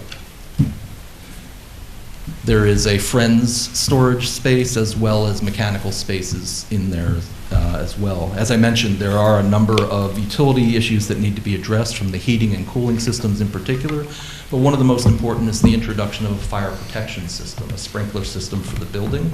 Again, if the building was being built today, New York State Building Code requires that buildings of A3 assembly have a fire protection system if there is a level of exit discharge that is not directly to grade. This actually has 3 levels of exit discharge, only one of which is to grade. So the entire building would also be protected while doing the HVAC upgrades with a new fire protection sprinkler system throughout the building as well on all 3 levels. This is a rendering of the building. This has actually been submitted to the State Historic Preservation Office. SHPO has signed off on this, although we have not gone through the local review processes yet. The reason it went to SHPO first was because of a grant that was entertained through the Division of Library Development. But you can see the original historic building on the right, the 1980s edition in the middle, and then because of SHPO comments, a differentiation of materials for the addition on the back. You can see that this addition, again, is about 15 foot 6 inches deep. It is lower than the peak of the original building, and this is that porch across the front. The existing ramp remains, but we've dressed up that whole side so that now there is the historic porch facing Broad Street, and facing Bedford Ave is this new porch on the outside of the building. It would be lit from underneath with soffit lights rather than up lights on the side of the building in order to limit light migration at night and to not contribute to light pollution in the neighborhood. But lighting it is important to make sure that police patrols and so forth driving by can see what's happening on any of the porches. That's actually, there's a porch on the front of the building where police access is important as well. We have Dominic Calgi from Calgi Construction with us this evening. They are the construction managers on the project. And Dominic, if you don't mind just talking briefly about the overall cost of the project? Sure. Thank you. Good evening. I'm Dominic Calgi, Calgi Construction Management Company. To give you a little background on the overall cost, right now the budget is about $6.9 million. Of that, we have $4.8 million in hard construction costs, and that's a combination of the general construction, the fire protection, the plumbing, the electrical, and the HVAC. And then to that we have, since we're very, very early in the stages, we have a design contingency, construction contingency, and also taking into account escalation. So the total hard construction cost now with contingency is roughly $4.8 million. The project will be constructed under the New York State WICS law, so we will have the 5 prime contractors as typical. Below the hard construction costs, we have the project soft costs. That's taking into account those costs that will be the consultant fees, the architectural fees, our fees, testing and inspection fees, all the other consultants needed to make sure this project gets built properly. That we have about 1.17 million. Then we have the owner's fees, things that are going to be direct to the library. Those are going to be their legal costs, the band costs, insurance, temporary library, the rental fees, the move-in, move-out fees, and those are roughly $331,000. Then we have testing and inspection. While the project is being built, we will have outside third-party testing coming back to check the concrete, check the soil compaction, check the steel connections, and that is an allowable of about $48,000. And then we have the interior costs, which are going to be the furniture, the IT, the communications, the security, and again, because we're early in the planning stages on that, we have a contingency. And that brings us to $546,000. So those are the primary elements of our budget, and we have a total of $6.9 million at this time. Thank you. I should say that the costs, we've worked with Calgi on a number of other projects, including in the Hudson Valley. We're currently working on the Kingston Library additions and renovations right now. Nanuet Public Library, we work with them a lot. One of the things that we're looking at, again, is this is an early stage cost estimate, so it is heavy on contingencies to make sure that particularly inflation and the issues with tariffs affecting costs are being addressed early on. If we don't have to spend money, obviously we wouldn't spend money. But this does include a complete renovation of the interior of the existing spaces of the library. I wanted to cover that as well, because as we are pulling apart or disassembling parts of the library to include HVAC and electrical renovations, we're essentially disassembling pieces of the building. That is the time to redo all of those interior finishes, interior spaces. And many of them have worn quite a bit over the years as well. It's been a long time since there was a substantial renovation of the interior of the space there. All new furniture in that space means that stacks can be mobile in some areas where they can be moved and create flexible areas that have multiple uses and aren't bound to simply being fields of shelving. And that's in line with many of the library strategies we see developing flexible space. So just as a quick overview, again, renovated infrastructure includes the entire HVAC system, upgrades to the electrical. The accessibility improvements were the impetus for this project from the beginning. One of the things we would want to make sure that we're doing, and we've done this at Saugerties would be a good example, is working with the village to upgrade street and sidewalk access. In Saugerties' case, that was a Carnegie Library and Division Street, which runs along the side of the building. In working with the village, we managed to make it a one-way street, create some perpendicular parking, better access for accessibility, and so forth. So those are conversations to still have as part of this project. It's not just within the building, but access to the site as well. I mentioned the nursing room adjacent to the children's area, independent accessible unisex restrooms, as well as the other sort of utilitarian issues like masonry repairs, roof repairs, and the fire protection sprinkler system. Renovating the exterior can do a great deal to improve the value not just of the library property, but the neighborhood as a whole. These are examples from other libraries we work on in the Hudson Valley. A renovated children's room inside that space encourages use by families of all sizes.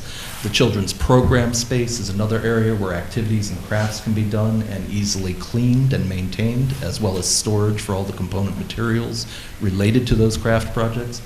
Because libraries are not just about the literacy of the word, but also the activities and the hands-on type things that come from being a part of the community, and libraries are a great way to express that. A renovated young adult space in the original library, again, can be a flexible enough room that it can be converted for other uses if it ends up not being used by young adults in the long term. And then a meeting space, not a large meeting hall, but smaller meeting space of, as I mentioned, 20 to 30 people maximum. Overall, the project does not increase the occupancy of the building by more than 10 people when you do the code required occupancy calculations, because that meeting room is... Can you go back one slide to, go back another one? Young adult space? The, the Goshen Library, I thought that was a brand-new building. That is a brand-new building. That's the brand-new building? The Goshen Public Library up above is Pleasant Valley, that's teen space in a renovated area. I was just showing these as examples. So you say renovated, and I know it's a brand-new building, so... Sorry, I was showing these as examples of spaces like that. It's a renovated space in the sense that it's in the original part of the existing building. The only pieces in the addition are utilitarian pieces, as well as the Soho room and the nursing space. So there's no additional occupancy other than those spaces from the existing building square footage calculations. A lobby art gallery, as I mentioned, which also functions as an elevator gallery. Elevator lobby in the space allows for display, both local art and local history. And then I mentioned the local history Soho. These are examples of two that are like that, where ephemera, yearbooks, things like that are behind locked doors. So that's an overview of the project. Julie, as the director, is there anything I missed in terms of the functions and the long-range plan for the library? No, we covered everything. Okay. So that's a review of the types of things we were talking about. We have not been through the local processes yet for the planning board, but in the village, we are aware of those requirements. And my understanding is that the attorneys for the library and the town have had discussions, we've been having meetings, talking about the overall process as it relates to the library project. But that's an overview of what we've come up with in terms of improvements to the library necessitated by the aging of the building and the systems within it, as well as improving access and programming. Can you provide printed copies of that for us? Because I couldn't read a lot of it, especially the budget part, you know. It'd be Sure. nice to have appreciate that. Yeah, or if you could email it to us, that would be. Yeah, just email. You have a flash drive with all the slides, but what we'll do is we'll make a PDF of just the pieces, so it's not on a PowerPoint, and you Great. can then have that. Would that be okay? Yeah, that's great. Okay, we can make sure you have that. Anything else you got, anything else in your presentation? Anybody else presenting anything else? No, I think that covers the All right, just presentation. hold on a second. Don, you have any questions? I'm good, thank you. Greg? I grew up there. No, I don't have any. I don't have any Jackie? questions. A couple of things. Yes. When I was looking at the addition, Mhm. it seems to me that it would be better if it reflected more the historical nature of the area. It kind of looked like a newbie kind of thing, as opposed to something that would blend in with the area. So just, I appreciate that consideration, and it is something we would review in the local jurisdictional process. One of the things when we go through this with SHPO, with the State Historic Preservation Office, is when you are tying a new construction to a building of historic importance, as the original library is, they often they put it as request, but part of the review process requires their approval, a distinction between what is new and what is historic, so that even the layperson can casually, by looking at the building, determine what is a new piece, what is an old piece. There are several ways to do that. One of the requests that they had in the review was that we side it differently and not make the addition the brick masonry. And we don't disagree with that necessarily, because the streetscape on both Broad and Bedford have a variety of material palettes on them. It does make it less imposing rather than having a 3-story brick piece on that back. But one comment that did come up, I didn't mean to point at you, I'm sorry. One comment that did come up, SHPO did talk about the color selection for the addition. Again, often they ask for a distinctive color, and we went in this rendering, which is only an artist's rendering, with white, but they did suggest that we consider a color that is in keeping with the clay color of the brick, even though it's a different material. But another way that we break that distinction is that the lines of the existing building are not flush with the lines of the new building. They hit at slightly off from each other, so that there is a return and you can see the corners of the original historic buildings. But your comment is appreciated, and that's part of the development. Again, this is an artist rendering only, but as we develop the project, we'll get into more of the aesthetics like that. okay. This is kind of my feeling about the young adult section. If you Sure. want to get buy-in, Mhm. get some input from the kids in the schools. Yes. You know, maybe have a contest, see what they'd like to see in there. You know, the artwork, maybe sometimes have the kids have their artwork in there, have presentations or something Absolutely. along that line. As we design libraries, we frequently hold what we call stakeholders meetings with the various groups. So the people who might use the meeting room as an example, how do they use it? What are the pieces?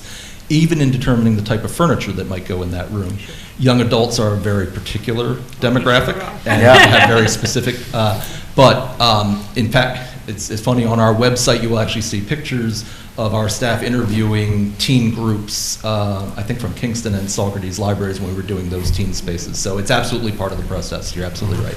As a former library young adult, I can vouch that I think one of the single biggest things that turns the young adult, I don't want to say audience, but let's say demographic, away from engaging in publicly accessible spaces is the publicly accessible part of it.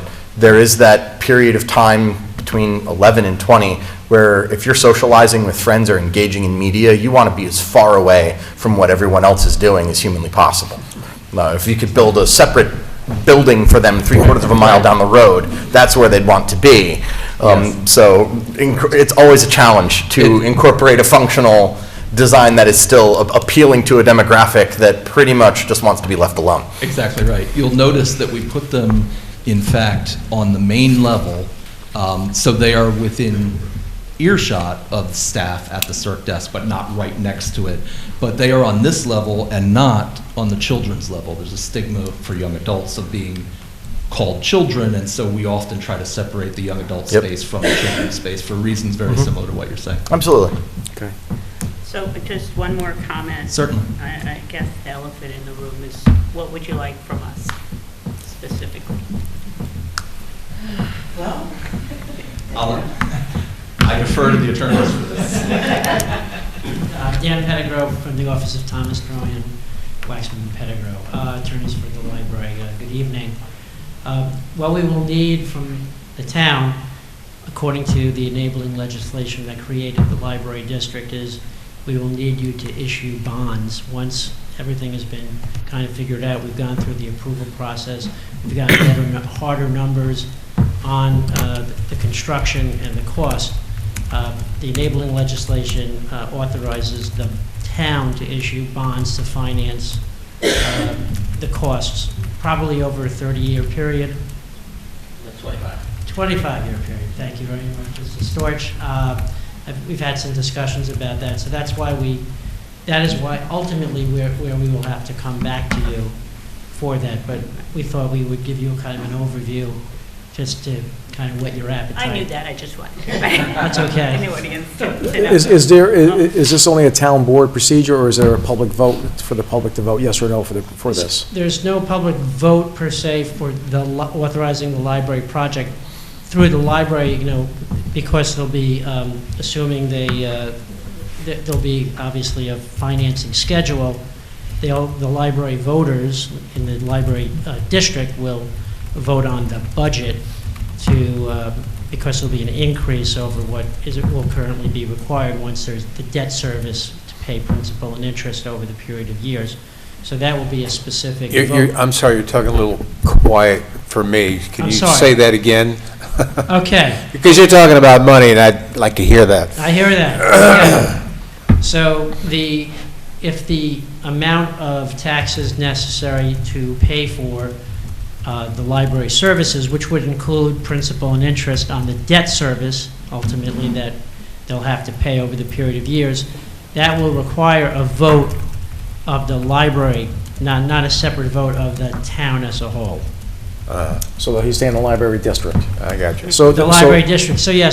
But again, under the enabling legislation, the library is considered a town improvement district, which is why there's not necessarily a separate vote.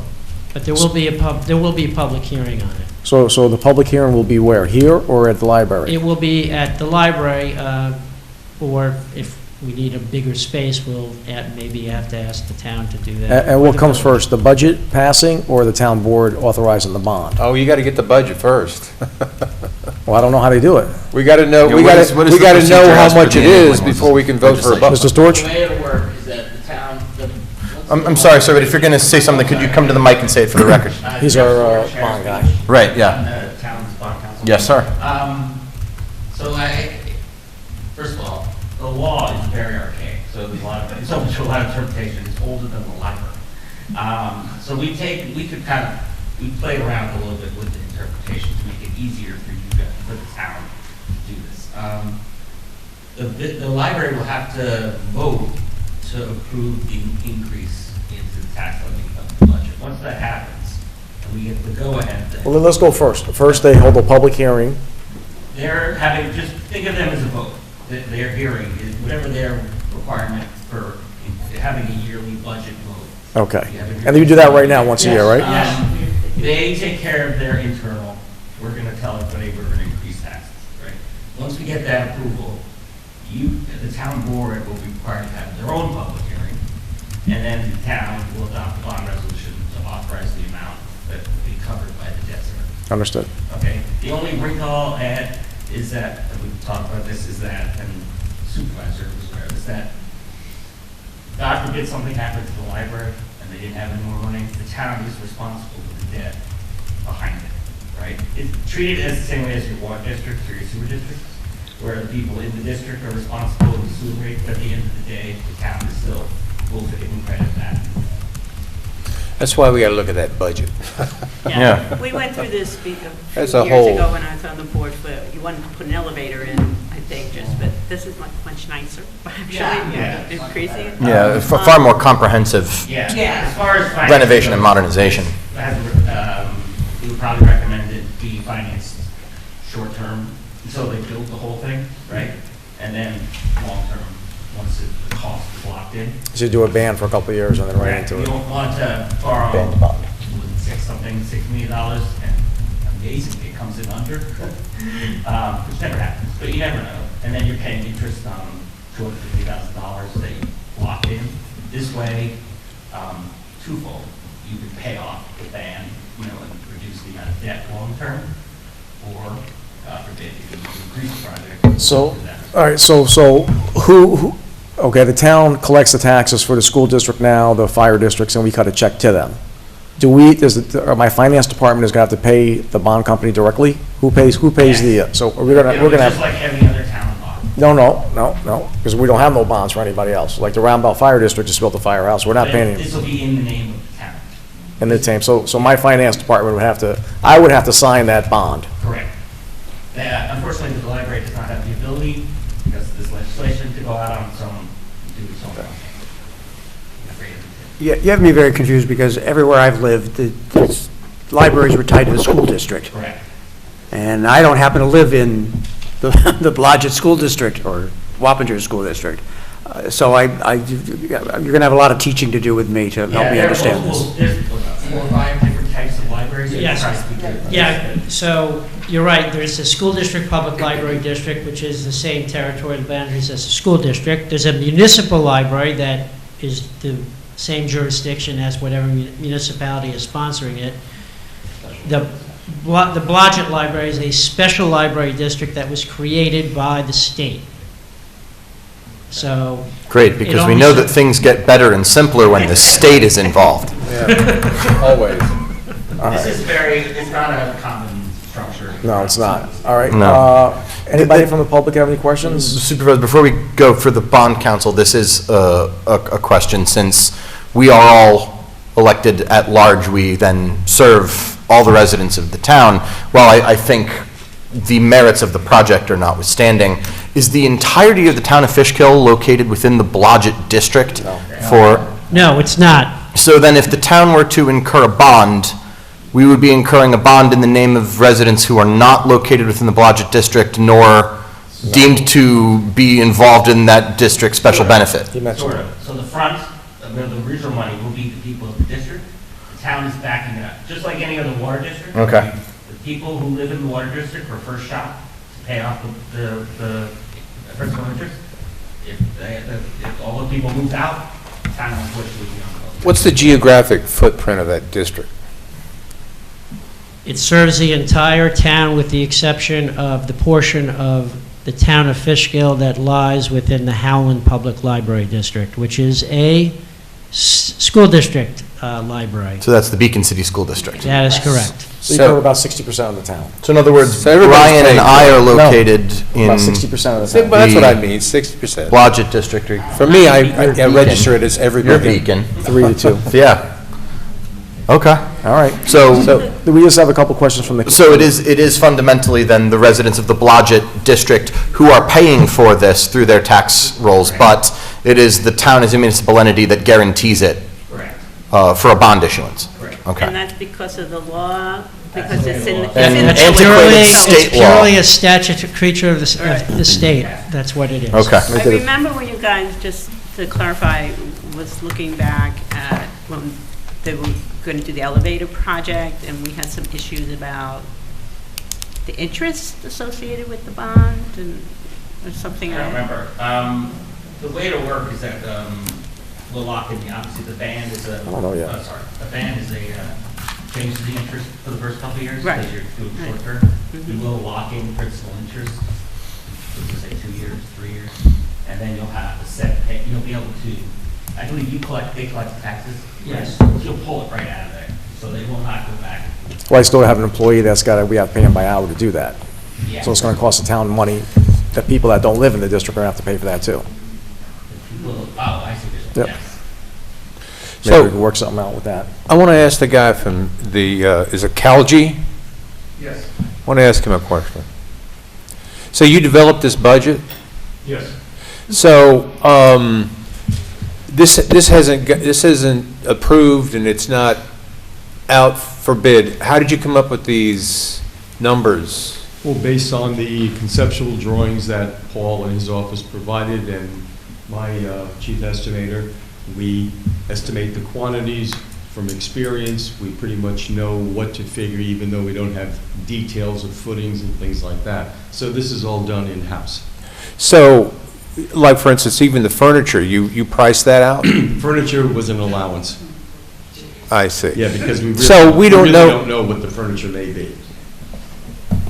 So this is in no way, shape or form a final number. It can go up a heck of a lot, or I doubt it'd go down. Excuse me, that's why we have the contingencies built in, because we're very early in the design. So we have a design contingency to take care of any possible change that may come up.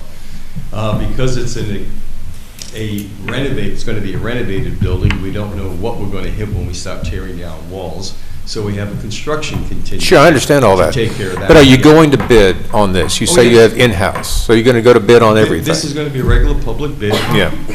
With the typical 5 prime contractors in New York State, Wick's Law. Is this all New York State contract?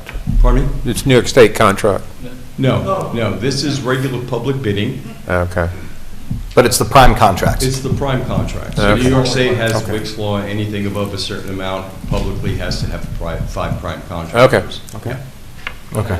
Everybody else Sure. good? I will say, just as a point of clarification, that the interior furnishings and fittings, the stacks, chairs, all of that piece, are frequently purchased on state contract. You brought Right. up state contract, because they've already been bid by New York State. But the Right. construction, as defined by... I sold a lot of it, so I know. And to reiterate what was mentioned, but in passing earlier, that estimate that you did is including sort of, you're doing future estimations and speculation as to the impact of tariff and raw materials and goods. So this is an estimate on what you're hoping will be on the more expensive side, as opposed to, that's a conservative estimate that ends up getting blown through and ends up being well inflated beyond that value. As the plans are further developed, we will be having more budgets. There's a schematic design budget, a design development budget, and the final construction document budget. So it's tracked all the way through to make sure you don't have any surprises. Great. And what are we looking at in terms of timeline on this? Obviously, we're in the preliminary, it looks like the design is advanced, but perhaps some of these specifics are not. Then there's going to be the planning process, which I'm presuming is going to be going through the village planning board. And then there's budget, there's a lot of moving parts on this. So what are we looking at in terms of timeline? That's correct. Currently, we would call this the conceptual design stage. The schematic design is where we start taking that to the next level of detail. But that's where we also need to make sure that we're involving these various processes, local planning board, the stakeholders interviews that we were talking about. We want to get that input so that as the design advances, it's including those materials as we go along. That period is typically at least 8 months, could be as much as 12 months, depending in particular on the local jurisdictional process and what's required there. Once that is put out to bid, there's typically a 1-month bid period. The construction manager will oversee the bidding, and then the construction period, I think we had estimated at roughly a year. So even given authority to move forward with things, this isn't finished until 2028 at the earliest. At the earliest. And as the board that cares to the quality of life for our residents, during construction, will there be a total interruption to the services the library provides? Will it be closed entirely during construction? Will various areas of the library be closed while construction takes place in that sector? And if the library is closing, where will residents be directed for their library services? We will move off-site for the year. We're looking at that now. Okay. But we'll also go to, we'll use the rec center, the village hall, and places like that to do programs and things like that. So we'll still be around for sure. Okay, it'll be the library on the run for a little while. Yeah, we'll be around town. That's great. Yeah, for sure. That's great. And to the extent that we can be of assistance in public information about where these programs are going to be taking place, let us know. I know the supervisor is always happy to include that information in our e-govs and social media, et cetera. Anybody from the public like to have any questions for them? Louise, then Ms. Kraft. Louise Daniele. I just want to say the agenda packet, once again, was not transparent because there's nothing in there at all about this, and there was nothing in there about the trail either. So if you're getting a copy of it, I think you should send down an eGov so that everybody in the town sees what is proposed, especially the people in the taxpayers in that district, because we just put up a big, beautiful firehouse, so that was a lot of money for us. That's the same district as this library. Our water bills just went up. It's a lot of money. And just to agree with Councilmember Bardini, I remember it was back August 7th, 2019, that they came before the board to ask for an addition for, I believe it was just a small addition with the elevator, and that was $1.18 million. And you can go back and look at it like I did. I watched the meeting, I read the notes from the meeting, I read what was put on it last time, and I can tell you why it didn't go through, and Councilmember Bardini was right. You're gonna back the bond, and there was questions to the interest from the money coming in from the people. So I just wrote down what former Councilmember former Supervisor Lucola said. The comptroller advised, hold back the revenue from January and February. Who gets the interest? It has to be held in trust for the library to use to discount the tax rate. So if you're gonna move forward on an almost $7 million bond that the people in that district are gonna have to pay, then I think you need to go back and talk with, Sharon's still here. She was the one that figured it out, and in here it even said, as part of it, to ensure that the timely debt payments are made, an agreement should be drafted between the library district and the town to allow the town to retain the annual debt payment from the annual taxes that are collected on behalf of the library district. The town's bond council has recommended that this agreement be in place prior to the bond resolution. So I want to make sure that we get the taxes as we should, and I don't know if he's just going to be able to answer it, because I would think that you should speak to our finance personnel who were there last time and maybe get their input on it. And also, I see that rendering, is that connected to the house that's next to it? No. To the neighboring house? Yes. No, it's 30 feet from the neighboring house. Oh, on the rendering from there, it looked like it was connected. And I know that last time they were talking about making something bigger, and they weren't going to be able to meet the code, and there was no parking for it. So, you know, I don't know what's changed in the past 7 years other than the board. So I hope this board feels the same way about protecting the citizens and making sure that we're going to, you know, like the town is going to be flipping the bill if something happens to them or they can't pay for it. So I'm concerned about it. I think $7 million is a lot of money considering all of the things that the taxpayers have had to pay for in this district. Yeah, just to follow up on the 2019 thing, that was me. So That was you, but I want that's to still make it clear, because that was the reason why it probably didn't pass. That wasn't clear. That wasn't clear. Clarify that, how that's not going to happen this time? That they're not going to, which part did? Louise, which one are we The talking interest, about? Like right before you were done. The interest situation? Yeah. Yes, interest. Yeah, you can go back and read it right there. It's talking about the interest from the bonds, or so the money the people are paying their taxes January, February, and there's interest that collects through there. So that's what Sharon was saying, that the town should be able to retain that, and it doesn't go to the library. Got it. So that's the. I understand it now. So I'll sit in the bank for 2 months, we keep the money, not you. Correct, that's the thought. Right. We do enter an agreement between the town and the library for a bunch of reasons, including arbitrage. You know, you can't use money's restricted, that kind of stuff. So Yeah. we protect against that. And we need to figure out how much time it's going to take for our finance department to deal with this bond stuff too, that we would like to have some Right. consideration for that. But I think it goes without saying, but it bears saying all the same, that the board will defer to the advice of council and adhere to best practices at all times throughout this process. Correct. And those are things that we negotiate. That's not the statutory, we keep the money in traps. Got it. Ms. Kraft, you want to speak? Anybody else after Ms. Kraft? Started a bit late. Thank you. I'm glad the previous commenter mentioned the parking. You're talking 1 year, year and a half. Everybody knows construction runs over. We are looking at possibly 2 years of a major cluster of traffic construction trucks and all of that. And I'm questioning what happened to the Village of Fishkill's building moratorium. I don't know. So if you're having more programs, This is more the town. programs? This is the town. I know it's the town, but isn't part of this affecting the Village of Fishkill? Have to ask the So the mayor. question is, if they're going to have more programs and more programs and more programs, where's everybody parking? Thank you. Okay, that's it for this presentation. Mr. Malveros, you want to say something? Come on, limp on up. Damn. This is his municipal work and everything else. This is falling under the prevailing wage. Correct. Is there a possibility of a PLA? That hasn't been discussed.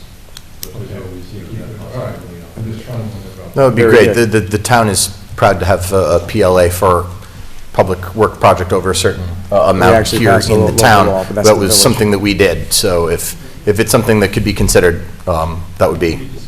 Yeah, it does need to be discussed. All right, thank you guys for the Bellagio Library for your presentation. Thank you very much. You guys can go. Feel free to reach out to me. Yep. Thanks, Mr. George. Thank you. That's good, we'll talk about the PLA, let everybody clear out. You voted for that. You're here for that. That was one of our first ones, wasn't it? What's that? That was one of our first ones. It was like February, March. No, well, the first one was April, and that was term limits. And then I think the First PLA one- was... First one we passed was term limits. Yeah, and I think the second or third one in like July or August of 2020 was the PLA and the apprenticeship program. Yep. It'd be cheaper to build a new one. $7 million, that's a lot of money. Yeah, but they've got the historic structure there, so if they were going to build a new one, they'd have to move site altogether. I wouldn't necessarily be against that if they would give them more parking, but Good night, sir. they want to operate where they've been within the community for 100 years. So. Okay. Next. Can we move on, Ozzy? Yep, just let the door close. All right. Next up is, what do we got here? Privilege of the floor for general town items. Anything relating to the town of Fishkill, you can speak. We had lots of privilege. Anybody want to speak? Have a clerk. Mr. Broccoli? Come on.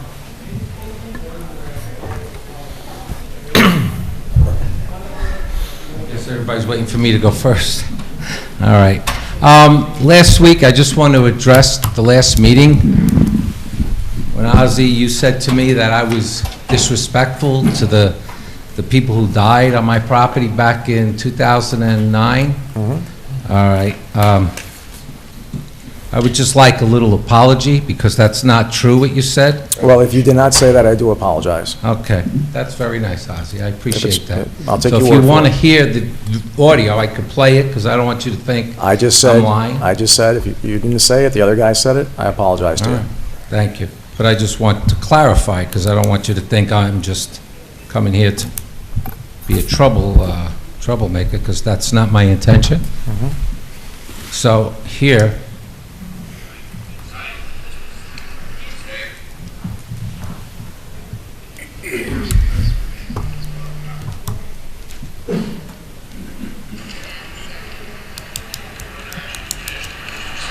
I'm sorry, what's the recording? what happened? What is the recording? This is a recording from when Chuck Schumer was on the property, and Ozzy said that I was disrespectful. Oh.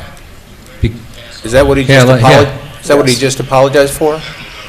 Just, But, so he apologized. The guy next to him said it. But there's more of the depot. We're not going to ask Mr. we're not going to ask Mr. Broccoli. I didn't know you brought a check. But if it were assessed by an assessor, 800,000. That's you said 800,000. Oh, yeah? Got it. Okay, sorry. That's a price that would sound very reasonable for the federal government to invest in. The property was worth about $4 million at the time. Yes, Senator, I think the market value here is about 500,000 maybe. That's Steve Lynch. Well, wait a minute. 800 or bought right? We'll get a deal. Does anybody have a table here? What's that? Unimproved. Assessed at $800,000. The 11 acres. I think nowadays, that was 15 years ago, the market Got it. value now is about 500,000 an acre. We're not going to get into that.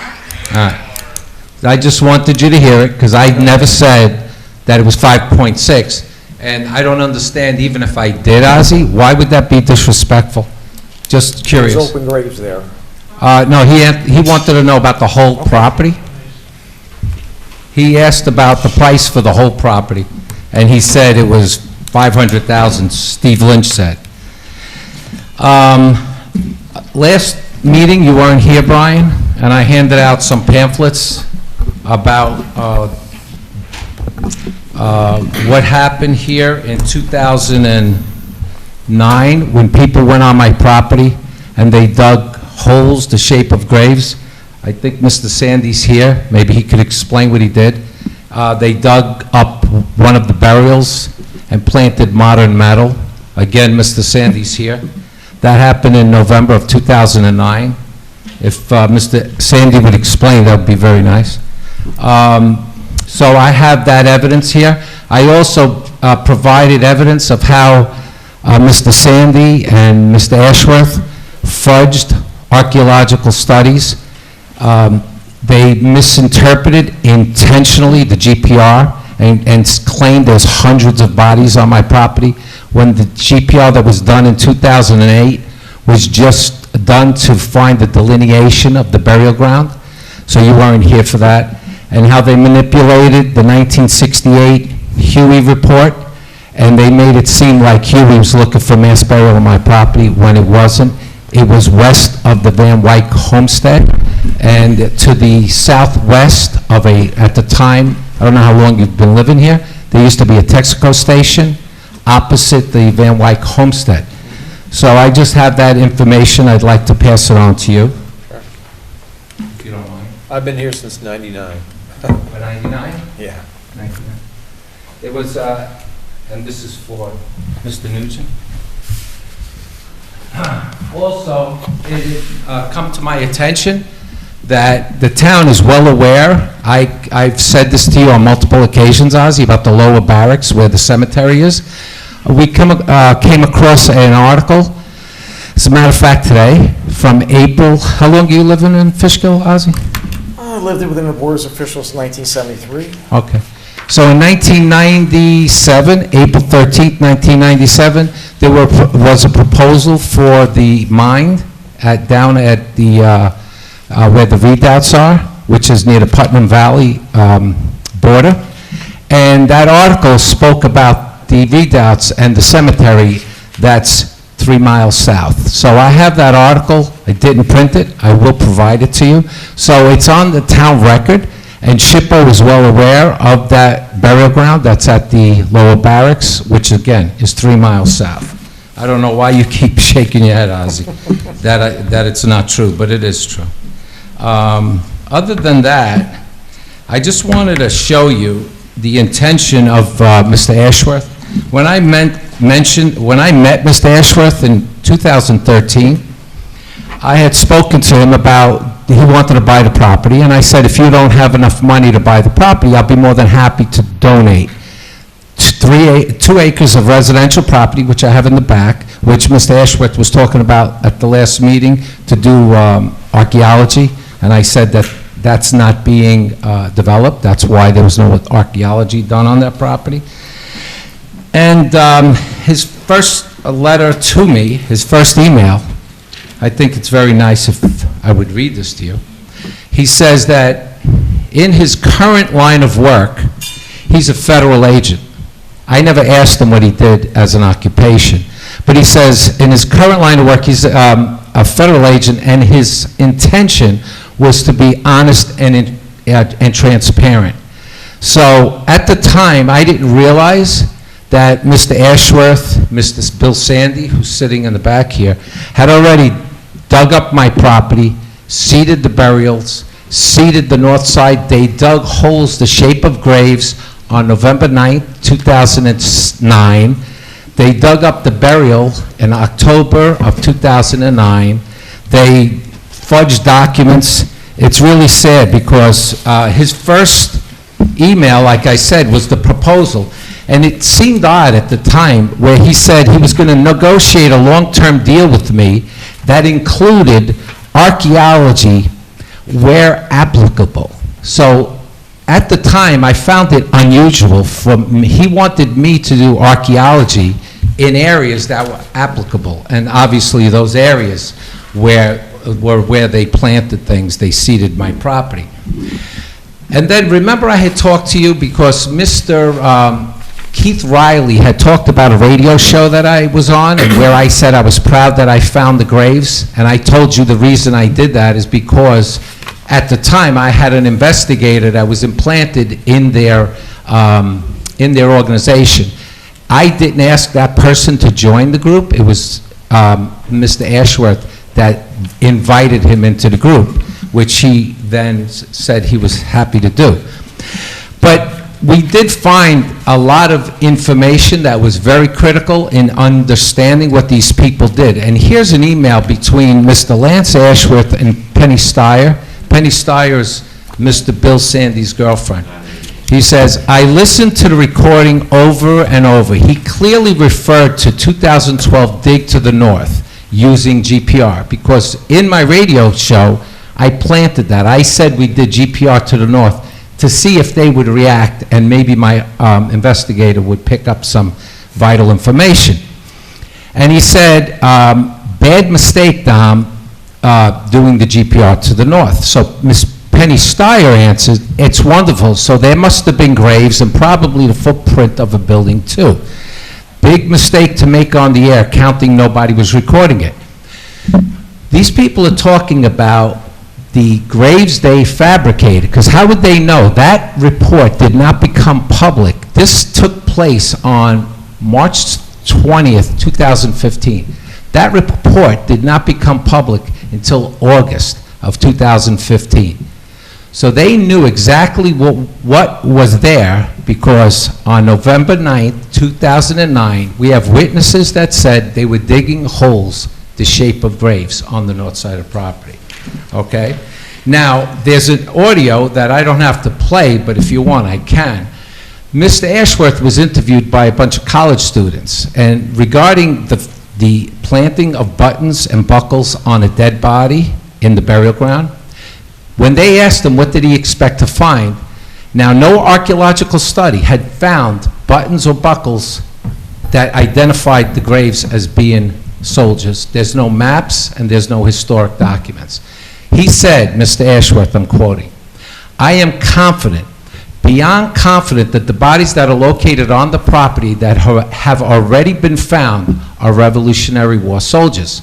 I am also confident that the foundations, many foundations, I should say, that are there date to the Revolution. That's because if you're that confident that those are soldiers, and there's no archaeological evidence of that, no historical evidence, that in itself tells you he knows what's there because he seeded the graves with buttons and buckles.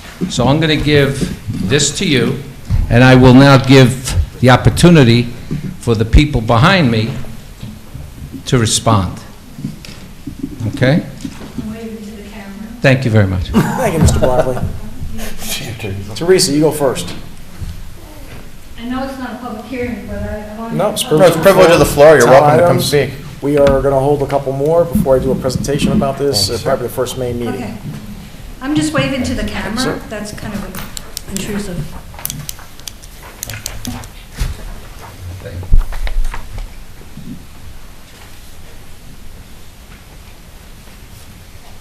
My name's Teresa Kraft, and I've been here since the beginning of this.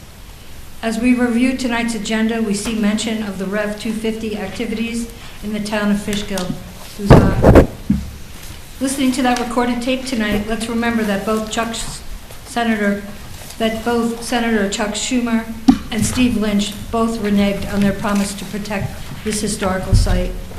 For the record, so many of my friends and associates in my local preservation circles have been sued by this developer, and unfortunately, I still feel the need to watch my back. I'm shaking. At the previous town meeting, we were witness to see this municipality is still subject to the rant and threats from an unhappy developer who continues to push back against decades of historical facts. So to repeat myself from the public hearing comments I made at this podium in 2019, over 7 years ago, not only was it determined by the state that many soldier graves are on that site, but that there are known historic structures that must be explored further. The developer is a walking contradiction. On one hand, he's stating that there's nothing of historic value on that property, yet on the other hand, he's designing the proposed development project to look like a historic destination.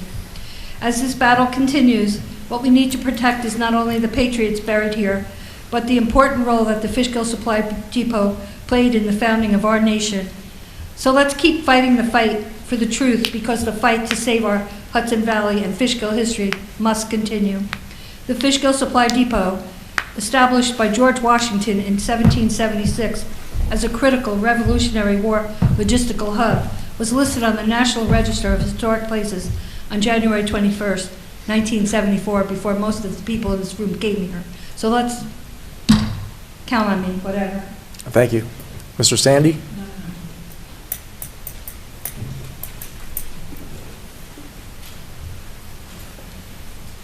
I'm wondering if we might pause a moment of silence for the soldiers that we lost in the Middle East this week. Yes. Love the war or hate it, you've got to love the soldiers. I think that's one thing we learned from Vietnam. My name is Bill Sandy. I've been an archaeologist this year. It'll be 50 years. I've worked on about a dozen cemetery projects, and I'm here specifically to respond to Supervisor Albra's soliciting for evidence relating to the Fishkill Supply Depot's Soldiers Cemetery. One thing I'm sure we can all agree on is that Ulysses S. Grant is not buried there. Wrong war, and I think we can be pretty sure there are no generals buried in the Fishkill Supply Depot Soldiers Cemetery. The location of the Fishkill Supply Depot Soldiers Cemetery has never really been lost to history. That is why the DAR placed a gigantic 2-ton monument there in the 19th century, specifically saying that there were soldiers buried, quote, in the adjoining field, a 2-ton artifact. It was moved from the corner of Van Wyck Lake Road and Route 9 to the Van Wyck House in the late 20th century. As for who is buried there, Judy Wolfe and others compiled a list of soldiers who died in Fishkill. That is not to say that we can say any one of those individuals is in fact buried at the corner there. But common sense dictates, and history teaches us that most of them are. Now, officers and wealthy people might not have been buried there. They would have been moved to churchyards or other places. Enlisted men, poor enlisted men, and black and Native American soldiers and heroes most likely are buried there.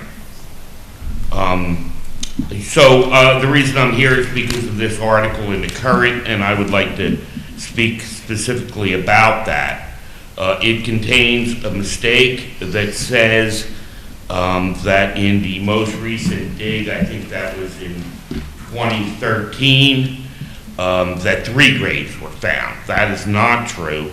There were 6 graves found. I have the report if anybody wants to see it. And I have spoken to the physical anthropologist at New Paltz about the dig. So they found, they went in there with the backhoe. I advised the state, I worked through the State Office of Historic Preservation, and asked them not to bring a backhoe on there because it was inappropriate, and I think that that has been proven to be the case. because the backhoe impacted the bodies of 3 of our heroes. 3 other grave shafts were found they were not examined, and so they didn't look for bone in those, but there were 6 burials found then. Prior to that dig, both the developer and the head of the New York State Office of Parks, Recreation, and Historic Preservation made a solemn promise to us of 2 things. 1, they would not hit or uncover graves, and 2, there would be a public meeting after the dig, shortly after the dig, to discuss what was found. Now it's, 12, 13 years later, there still has not been a public meeting, even though I call up the OHP and ask them for that occasionally. So also in the article, the developer disparaged 2 archaeological firms. He said it was 2 reports, but I think he meant 3. I worked on one. I was a co-author of the Greenhouse 2009 report. If Greenhouse is so bad, how come that was the second project we did for the developer? Anyway, that study found grave shafts, and as Mr. Broccoli correctly pointed out, we excavated one of those grave shafts and exposed a partial adult skeleton. As far as artifacts, Mr. Broccoli is correct. There were no Revolutionary War buttons found on that particular grave. None of the other graves were investigated. I would point out that Revolutionary War soldiers in Fishkill were, in a sense, in a living hell because they did not have enough wood to keep warm, enough food to eat, or enough clothing. And so I would suggest that perhaps these soldiers, when they were buried, not only sacrificed their personhood or their names, but they even gave up their clothes. Correct. Mr. Broccoli also derided the firm of Hunter Research. Hunter Research got a grant of less than $25,000, and they wrote a $150,000 book of several hundred pages of quality that cannot be surpassed. And I would urge the board to investigate Hunter Research, find out what is their reputation, what's their client list. If they work for the best clients in the region and they have the best reputation that there is, and I'm sure they do, then perhaps he's mistaken. Anyway, they did 2 reports. Of course, they did the big one and they did a little one that summed it up. But the big one said hundreds of barrels. It's a masterpiece, that book.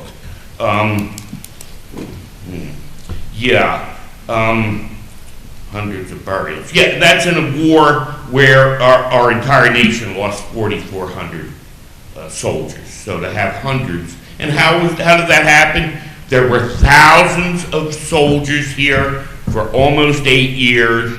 There was terrible sanitation, there was terrible food, there was terrible medicine, and there was plenty of disease. So anyway, the Friends, who's buried there?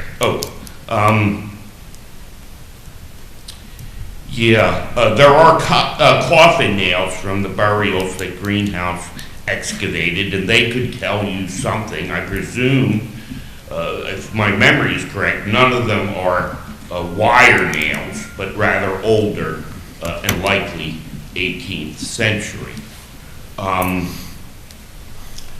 So the Friends of Fishkill Supply Depot have produced a list of over 80 veterans who died in Fishkill. And as I said, you can't say anyone in particular for sure is buried there, but common sense dictates that most of them are. I'd like to focus on one of these heroes. His name alone defines America. His name was Gift Freeman, a black man from Connecticut. And isn't America a gift of freedom? He enlisted in February of 1780. He came to Fishkill, where he spent a long time in the hospital, and he died probably of a disgusting disease in December of 1780. Now, I'm not in charge of keeping a list of soldiers from the Revolution or where they're buried. I'll leave that to the SAR, or the Sons of the American Revolution. The Sons of the American Revolution have issued Patriot number P350438 to none other than Gift Freeman. And they presume, like we all do, that he's buried in that cemetery. There is no monument in Connecticut, in New York, or anywhere else with Gift Freeman's name on it. That's overdue. But on March 11th of 26, at least he's on the SAR list. The developer has espoused the idea that this could be, or that this is, in fact, a family cemetery. Family cemeteries of the 18th century, and I've dug some, are incredibly sad because they're filled with children and babies. Somewhere between 40 and 50% of the graves are babies or children. So if you take out a coin and you flip it 14 times, the chances that it's going to come up heads is about 1 in 16,385. And I say that because if half of the burials are children, and we've exposed 14 burials, all the size of adults, that's the same as flipping a coin 14 times and it coming up heads every time. If I could do that, I'd be in Atlantic City right now. So I would contrast the way we've treated these burials with the way we treat our enemies down at the Red Bank battlefield in southern New Jersey. That was the site of a great American victory when Hessians got blown to bits. And when pieces of these enemy soldiers were recovered a couple of years ago, they were treated with great respect and have had DNA analysis, which is huge. And, you know, DNA is the thing of the future. But my question for you guys is this. Most towns have setbacks for cemeteries. All cemeteries. Doesn't matter what kind of cemetery it is. Why doesn't this cemetery have a setback?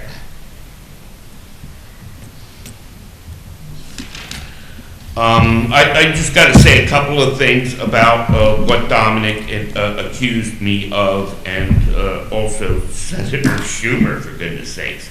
Senator Schumer, you know, remember when he came out? Excuse me, the sir. first time? Mr. Sandy, you do need to direct your comments to us. Well, when he came out the first time, the couple of guys from the state were giving a tour of the site to Senator Schumer and many other politicians. And Don was nice enough to say, why are they talking when Bill was there?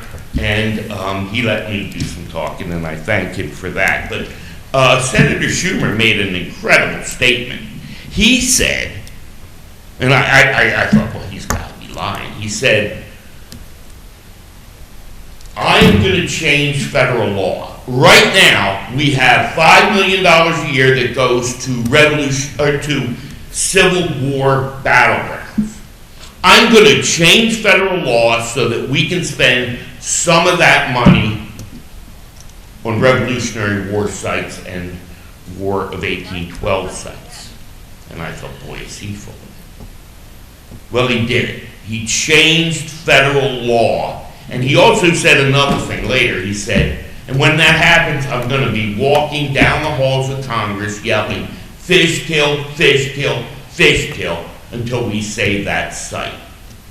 So he did change the law, but some people think he let us down.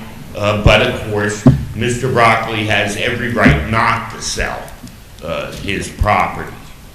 But don't blame Senator Schumer. Mr. Broccoli has accused me of so many things, it's hard to believe, but one of them, I guess he said tonight, was that I planted human remains. Now, he says I did that a couple of times, actually, over the course of the years. One time, but I'll specifically talk about the 2009 or 10 allegation that I planted bones. The grave, we dug a trench and about removing the plow zone and exposing grave shafts, and so that isn't good to leave that open. And so Mara Farrell, myself, and several others took our own time, volunteered. We worked with the Fishkill Historical Society, who obtained permission from the developers, Mr. Broccoli and his partner, and we filled it in. So no good deed goes unpunished. As far as Paul Huey in 1968, he did dig where the cemetery is, right? We're all now finally saying that it is in fact a cemetery. And he said he was looking for the mass burial ground. I don't know why he said that, but the finds that were found in 2013 certainly kind of reflect a mass burial ground. And I'm willing to take any questions. We're good. Thank you, Mr. Sandy. Thank you. Anybody else like to speak anything regarding the town of Fishkill? We're good? All right. No.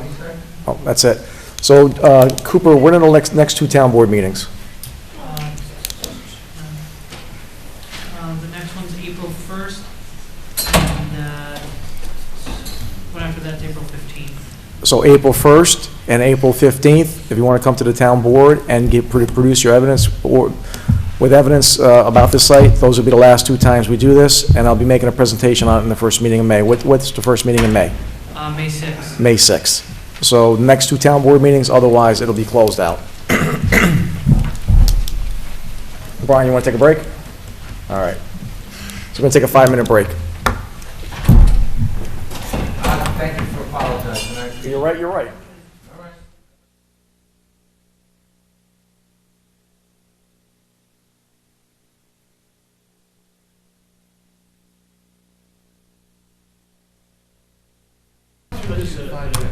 I'm going to move, just if you guys, if everybody goes with the flow. Try to keep up with you. All right. Oh, Okay, cool. all right, Okay. back in session, thank you. Do you All by any right. chance know my friend Taylor up there? No talking with camera Brock. people, let's go. Okay. Anybody got anything for liaison? I don't. I don't. Okay, I've got nothing, no more presentation, discussion. Could you, Brian, can you ask Brian, did he send out the letter to the state about this number one? Yes, Supervisor. He's aware of it. He said he's working on it. You should receive an email shortly. Okay, do we have to do a town board resolution for that, or just mail it? That I don't know. I'll double check. Okay. He made it seem like that a resolution would be necessary, but I'll make sure. Okay. Next up, discussion for surplus, everybody okay with that? Yep. Next up is, I want to update the employee handbook from use it earned time within 1 week to just 6 weeks. I don't want to get into too much of that. Absolutely. We're good with that. Discussion of resolution authorizing memorandum of the police fraternity. We've got the table that, right, Cooper? Number 4, table 4? Table. To the next meeting? You have 2 number 4s in the agenda. Next one will be number 5. Yeah, for whatever reason, number 5. Okay. Formatted oddly as second Okay. number 4. All right, number 5, discussion resolution to a budget modification to the Yes. 20, yes. Number 6, resolution modifying the adopted outside budget for outside services. Everybody good with that? Yes. Number 7, discussion of resolution accept monetary donation for the town of 50th Yes. celebration. So we're getting $5,000 from Century Aggregates for fireworks, and the next one will be $5,000 from Thale to cover the fireworks. Everybody okay with 7 and 8? That's fantastic. Yep, thank you, Thale, thank you, Century Aggregates. Yes, thank you. Next up is to waive the permit for St. Mary's 5K run. Everybody okay with that? Absolutely. Number I'm not 10. running. Yeah, you're, Not this it's not wheelchair accessible? No. Okay. And the next one is to, number 10 is for the budget, $20,000 for the stadium. Yep. And fireworks, we already got $10,000 back on that. Next up is discussion resolution authorize we have table number 11 to next meeting, Cooper? Yep. Yep. Privilege of the floor for agenda items only. Next. I think at the beginning of the meeting, the mics weren't on completely, and you were talking fast, so can you just repeat what you added to the agenda? Yes. We added one item for consideration for the Verizon cable TV franchise, and we had a couple dates that said, we had 2 discussion items, 2 resolutions that said 2025 and not 2026. I couldn't hear that. That's okay. And like I said, if you can just send out that project to everybody, so everybody's aware, because it drives me crazy when you don't have everything on the agenda packet, and you can't look at it beforehand, so. Thank you, Louise. Thank you. Next up is the consent agenda, are presented as a motion. Can I have a second? Second. All in favor? Aye. Okay, so Cooper, number 1, we're tabling to the next meeting. Number 2, also to the next meeting. Number 3 to the next meeting. I just got to read number 4 and 5. So on B in resolutions, we also have number 1 twice. Yeah, number 1 and number 2. That's what I Yeah, told it's him, just a number 2. glitch in the system. Cooper? Cooper's on. No, it's not Sorry, his fault, Cooper. it's a glitch. Happened to Becky a few times I'm too. just busting I'm busting his chops. And fixing it was a nightmare. Okay, so the resolution to update the Town of Fishkill Employee Handbook. Now therefore resolve the town board hereby authorize to update the Town of Fishkill Handbook, and it be further resolved the town supervisor and his authorized designee are hereby authorized to direct and take all action necessary, convene, and give full effect to this. Be it further resolved, this resolution shall take effect immediately and presented as motion. Can I have a second? Second. All in favor? Aye. Next one is a settlement in a litigation matter. Whereas the town board authorized town supervisor to sign the settlement documents regarding case 25-CV-07557. In parentheses, Peter and Mary Henry, whereas the town board desires to approve the insurance company settlement recommendations and proceed with payment to the plaintiff. Now therefore it resolves as follows. Section 1, all whereas paragraphs incorporated herein are references set forth in full. Number 2, the town board authorizes the town insurance carrier to approve the fee settlement. Section 3, the town supervisor authorized to execute all agreements. Number 4, the resolution shall be effective immediately. I presented a motion. Can I have a second? Second. All in favor? Aye. All right. Next up is the Special consideration. special consideration. This is basically once every, I think, 10 years, we do an agreement with Cablevision and Verizon. This one took a while to get into us. Mr. Nugent took care of it. Any discussion, guys? Nope. Okay. No. We're just setting that public hearing. Oh, yes. So what days? Can I say something about that real quick? Yes. Something came up with that. I just Yes. wanted to let you guys know. Yes. Our videographer, Pete Yes, Skorwitz. Just real quick, oh, that's dying already. Just real quick on that, Mr. Nugent's office contacted me because Verizon, a lot of the town residents have got the new package from Verizon, which gives them a new set-top box. There was a glitch in the new set-top box that took away channel 40. So working, and Louise had also let me know that one of her friends got the same thing in Olympia. So between Brian's office and Verizon, I was finally able to get the technician who actually runs channel 40 for us, and there was a mistake in the URL that sent channel 40. They fixed it, so nobody should be getting any complaints at Town Hall anymore. It's a different URL that actually sends it to the new set-top box. So all Verizon customers should be getting channel 40. If for some reason they don't, and you guys get a complaint, please call me, because I have the direct access now to the guy who sends it. How about Optima? You got the director of that guy? Yes, I've had that for years. You got both? So it is only the Verizon one, because I guess it's the pixels or something, 1080 or something like that? That they're still looking into, because we Is it- send them 720 pixels. Is it our building that's a problem, or is it them? It's them coming back. Okay. It was the same when, with the website years ago, we sent them 720 and they were only sending us back, they used to send us back 360, now it's got upped. But the Verizon was the issue, so if you guys get any complaints from residents, please let me know, because I can actually send it right to the guy. But all the new boxes should be programmed if residents change to a different package. Got it. So, just so you know. So that's Can we just give the citizens your cell phone number? absolutely. Yes, absolutely. Okay, all right. No problem. All right, so resolution to set the public hearing for the approval of cable television franchise renewal with Verizon. Resolution ID 10448, whereas the town board of the town of Fishkill desires to set a public hearing for the approval of cable television franchise renewal between Verizon Cable Franchise and the town of Fishkill franchise renewal, and whereas the town board desires to solicit public comment prior to the approval of the franchise renewal, now therefore resolved, the town board as follows. Section 1, all whereas paragraphs incorporated herein reference set forth in full. The town board sets a public hearing for April 15th at 7 p.m. right here. Section 3, the town clerk is directed to cause a notice of public hearing to be published in the town's official newspaper, posted within 10 days of the date of the public hearing. The town supervisor, any officer or consultant as directed as a town supervisor.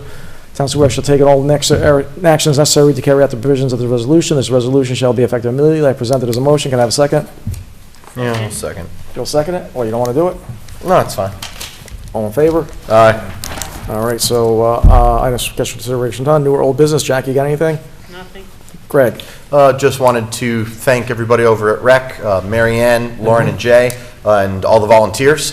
Great program yesterday for the seniors for St. Patrick's Day. It was great to be there and help serve some corned beef and cabbage and really celebrate the Irish.